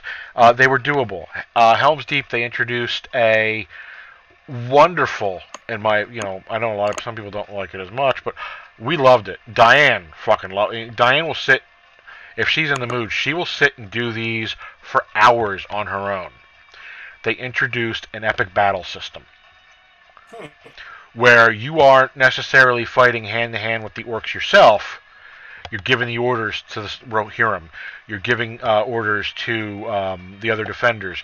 You're running the siege equipment yourself, and you're taking out dozens of orcs at once. That I could get into. I didn't even know about that until you just So mentioned that. that is Helm's Deep, and they go through the entire battle of Helm's Deep. Cool. and it's fun. And then they do that for other big battles throughout. There's another one in Gondor, and then you get two sides, and I won't say why there's two sides to it because it is a major spoiler. There's two sides to the Battle of Pelennor Fields in Minas Tirith. You get a section of it where you're one of the city defenders, and you're there with Gandalf, and you're commanding the defense of the city. And then there's a whole other side of it that you're riding in with Theoden. So you get both angles of the Battle of Pelennor Fields, and then you get the big battle. You get the Black Gate, and they did and the Black Gate's actually almost like a linear story, where you're doing certain parts of it, certain part, and it's that one's really neat. And by the end of that, but you're just so jazzed because you just fought the Battle of the fucking Black Gate. and, what sort of end game stuff is there when you finish, the books, as it were? What's left for your character to do? Well, at that point, when the Fourth Age begins with the coronation of Aragorn, which you do get to witness, Aragorn says to you, or whatever kingdom you decide to side with, you can serve the hobbits, the dwarves, or man. They'll say to you, okay, this is great, but you know what? Just because Sauron's gone, there's still a lot of shit still in Mordor. We'd like you to go take a look. And you end up as part of this expeditionary force, cleaning out the rest of Mordor. Janitor's work. Yeah, always good to give a veteran a job. You go through that. You're dealing with reports to Aragorn. You're dealing with what's his name, Carl Urban's character. Wow, just blanked on that. Theodred. No, Theodred. You're dealing with him. No, Eomer. Yeah, Theodred was the prince. Eomer was the. You're dealing with Eomer because he's now king of Rohan.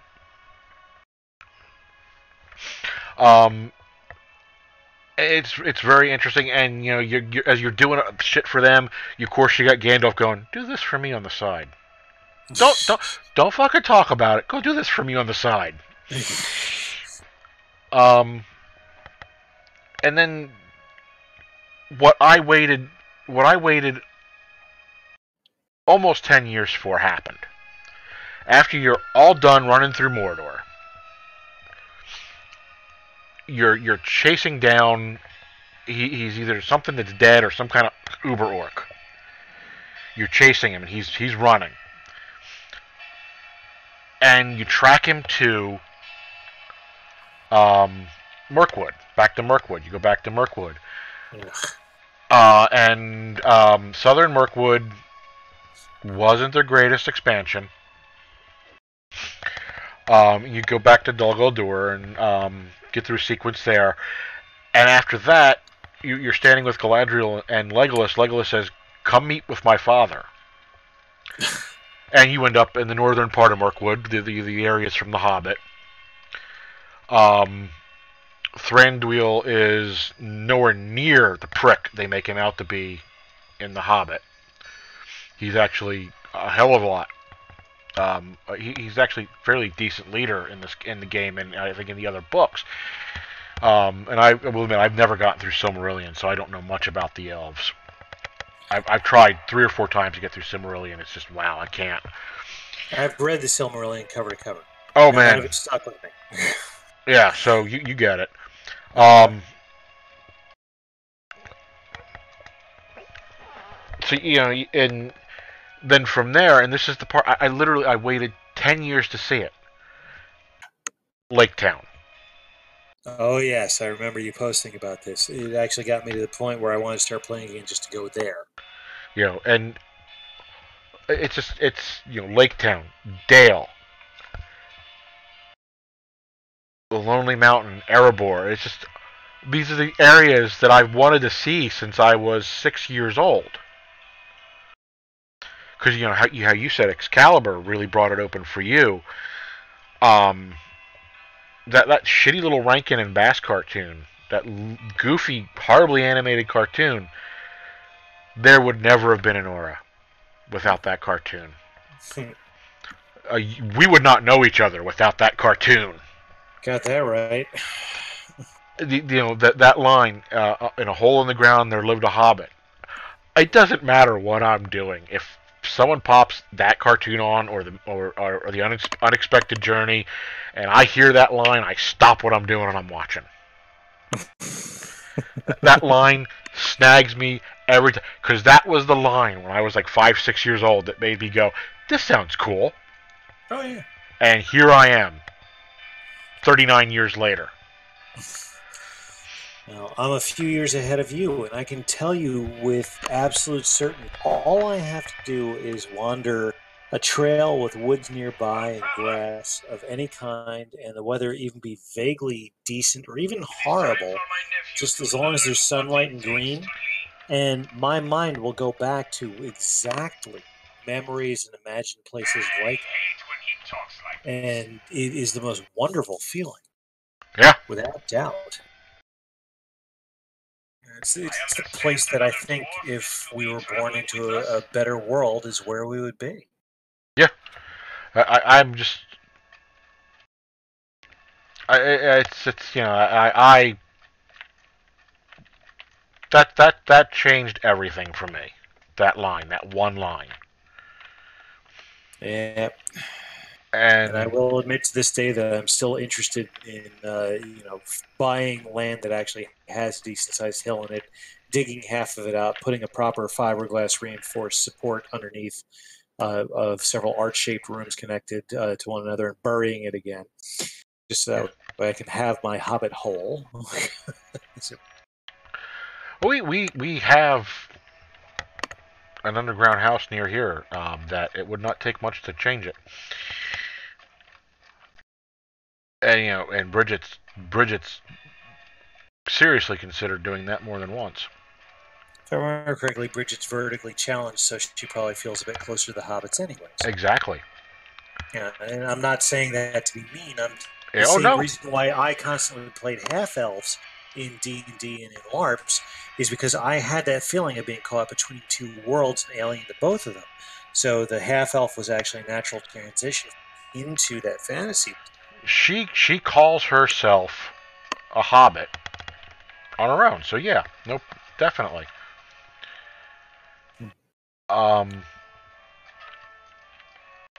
So it's when I was finally able to step out of Mirkwood and see the Long Lake and see Lake Town, I fell in love with the game all over again. Now, those aren't level locked, right? I could actually go there with my character, whatever level he is. Right? Oh yeah, I could pull you in there. You're gonna get your ass kicked, but I could pull you in there. There are spots in there I get my ass kicked, especially Mirkwood. And they did such a beautiful job with Mirkwood. Northern, not Southern Mirkwood. That was kind of, like I said, it wasn't their best expansion. But Northern Mirkwood, I mean, it is Northern Mirkwood. It is fucking creepy. Within the first dozen yards, you realize why Thorn and Company got lost. And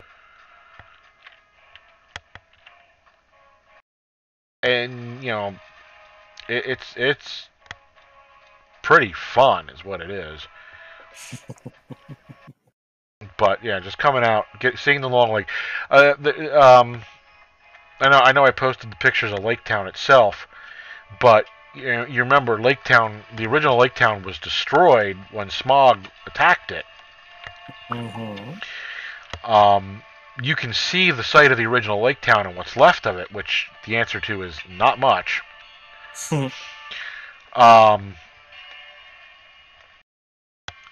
And while you're there, here's Smog's bones to wander through. Wow. So whoever did Oh, look, it's one of those howling beast things again. Where the hell are these things coming from? They're creepy looking too. It's like long arms, long legs, flat head. Sounds like somebody had dated.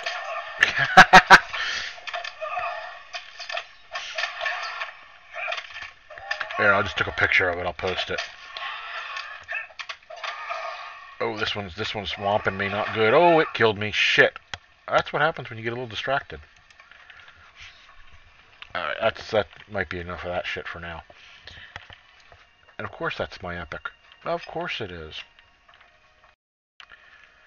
Yeah, one thing that gets real expensive real fast is getting killed. Because there's items degrade, and when you repair them, you know, if you just from use, you know, maybe 30, 60 silver. When you get killed, a couple hundred silver. Doesn't sound like much, but yeah, it really adds up fast. Especially, and this is more toward those of us who played it during the first expansion. Gold was hard to fucking come by. It's every 1,000 silver is a gold. And it took a long fucking time to get your first couple gold. I mean, I think you were probably... Well, you hit level 25. And level 25, they said, okay, now you can go buy a horse. By the way, you can now get a horse at level 5. And the horses cost a few hundred silver. Back then, the horses cost 5 to 6 gold. And, you know, you were saving up. You were saving up for a horse. You were saving up for a house, which cost like 5, 6 gold. It took a long time to earn that money. And now I'm sitting here right now with 730 gold in my wallet. Oof. And that's not much. I was about to hit you up for a loan. our friend Mr. Doyle has over 1,000 gold. Well, he's an expert merchant. On one character. It's horrific how much money the man has. Of course, that also means the economy's goofy as hell. I should hit him up for a loan. Yeah. It's funny because you remember how someone would say, "Oh, I need this in Galaxies," and you know, one of us would just go here, and they'd look at us like we were. I'm like, "No, really, here. I've got a dozen of them." That's the shit he does to me here in this game. Or how many times people would be like, wow, that's ludicrously expensive. It costs X thousand of in-game money units to get. Oh, here, I've got 400 times that. Have some. Yeah. What now? I simply wanted to drink in peace, but Keel will not stop bothering me. But this part of the end game where I'm at now is all about the dwarves. I've been cleaning out my father's house and Mind if we jump ship on conversation for a second? Some news just came across that's worth reporting. Okay. There is going to be a new DC movie universe movie coming out in late 2021 called The Batman. It will not be starring Ben Affleck because it is a younger Batman story. Okay. And there are two things about it that actually have me excited. One, it is going to be done in a mode similar to the comic books in that it is going to have a noir feel, and it is going to be narrated by Batman's inner dialogue the same way the comic books are. Oh. So Batman, instead of just, running over bad guys with a car and being, a wealthy guy with anger issues and a fetish for a bat-themed armor suit, it's going to be detective heavy. It's going to be him working his way through a mystery, like a lot of the better Batman stories. Okay. And now here's the other thing that actually makes me quite happy.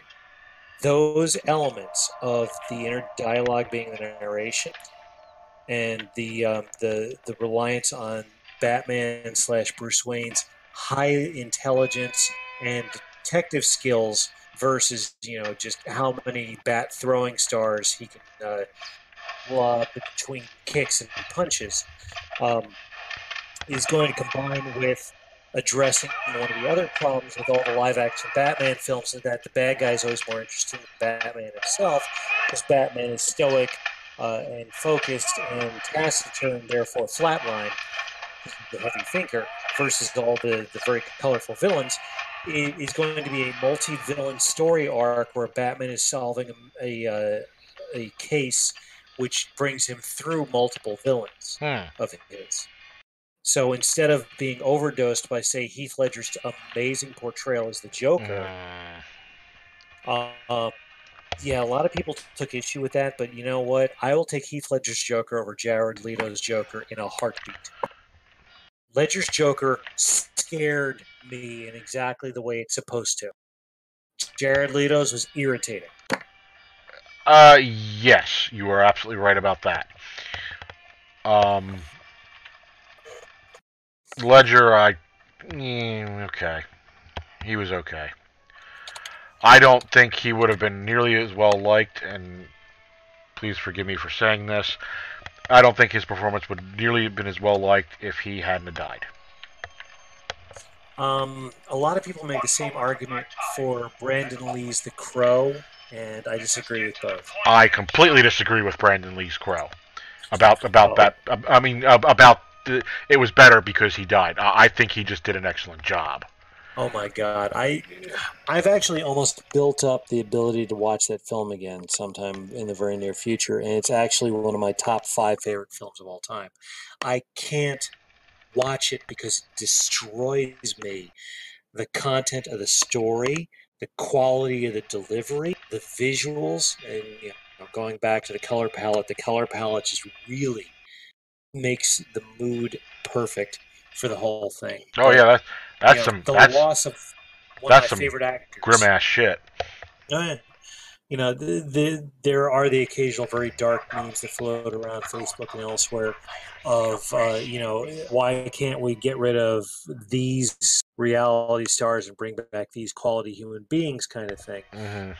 I'm not going to name names, Kardashians, Bowie, but, stuff like that.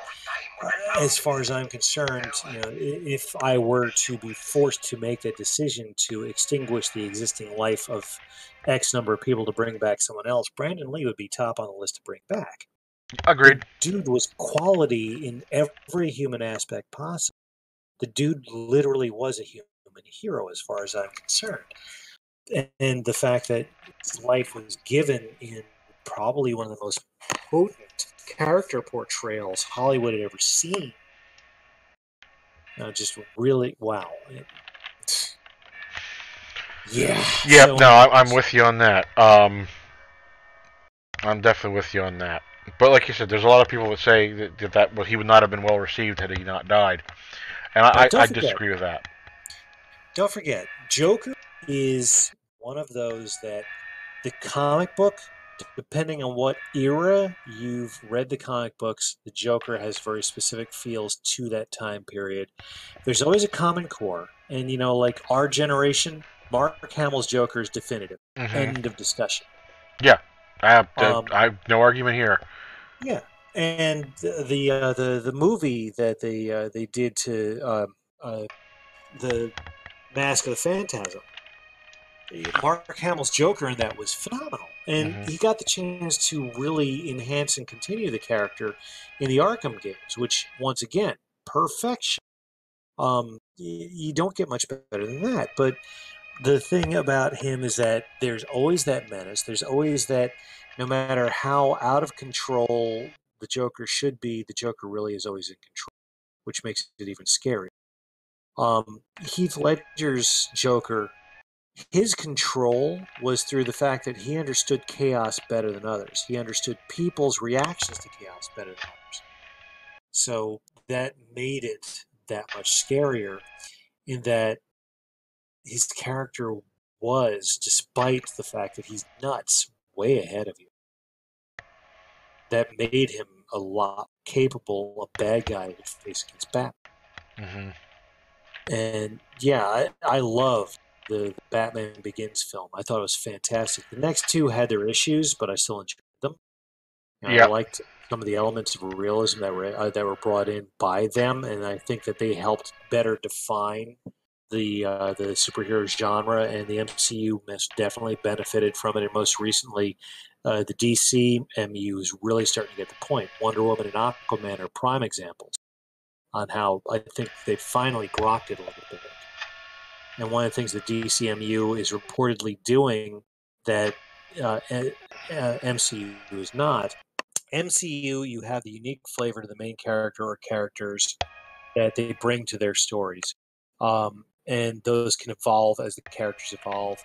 But there's this overall feel that it is all absolutely the same universe, inarguable. Mm-hmm. There's sort of almost an omniscient aspect to it that there is a sameness quality through the whole MCU. You know for a fact this is all happening in the same universe. Done. Right. DC's movie universe, what they have now revealed that they're starting to do, thankfully they're moving away from got to be grittier than everybody else. They're getting away. But what they are doing is that they are better tailoring the movies to suit the evocative nature that's individual to the main. Justice League was a train wreck because it didn't have a single. They tried really hard to find an average between all those voices, and what they got was mud. Well, you know what's funny? I enjoyed I enjoyed Justice League a lot more than I thought I would. I liked it for a switch your brain off and watch film. Mm-hmm. But then again, you've known me for what, nearly 20 years. I'm very forgiving when it comes to my entertainment. Yeah, far more than I am. Yeah, even Doctor Who's worst episodes I'll still watch, admittedly, because one of them involves my favorite band's music, Electric Light Orchestra. But hey, you got to find something to latch on to. All right, I'm gonna make you laugh here. I actually kind of liked that episode. I did too, except the awkwardness that they put in there to make it unique to the main character was a little bit too awkward. Yeah. It made it almost, this is a British term, it made it a little bit too panto, as in pantomime. Gotcha. Yeah, pantomime theater in the UK, for those of you that don't know, is meant to be very silly, and it's sort of more aimed at young children. But it's a family affair thing, and that the adults are allowed to laugh at the silliness too. So it being panto that episode was a little bit too panto for my preferences. Even though, yeah, it had electric light all over. Do I hate it? No. Is it one of my favorites? No. But then again, also, I'm the person that I realized what they were doing right on with Peter Capaldi's Doctor, where they're going to have a long arc of evolving from anti-hero a la Bill Hartnell's pilot episode persona, the first Doctor, to pretty much one of the most engaged, compassionate, capable of the personalities the Doctor's ever had. They did a fantastic job. That last season was completely amazing. Yeah, it was. Yeah, it really was. And let's compare final monologues. The Ninth Doctor's final speech was sort of a prep for getting us to realize that moving on and evolving. And the 10th Doctor's was an emotional goodbye, and it was filmed. One was completely cold, one was hysterical, and the one in the middle where it was tearful and scared was the one that they used. Mm-hmm. The 11th Doctor's final monologue, that satisfied but just slightly melancholy. But that happiness that he's going to remember every last bit is, because this was a quality of life. Mm-hmm. It was beautiful. It was almost like somebody who knew they were in their last moments on their deathbed. Hang on a second, Ron. Really know what they're saying. Hang on.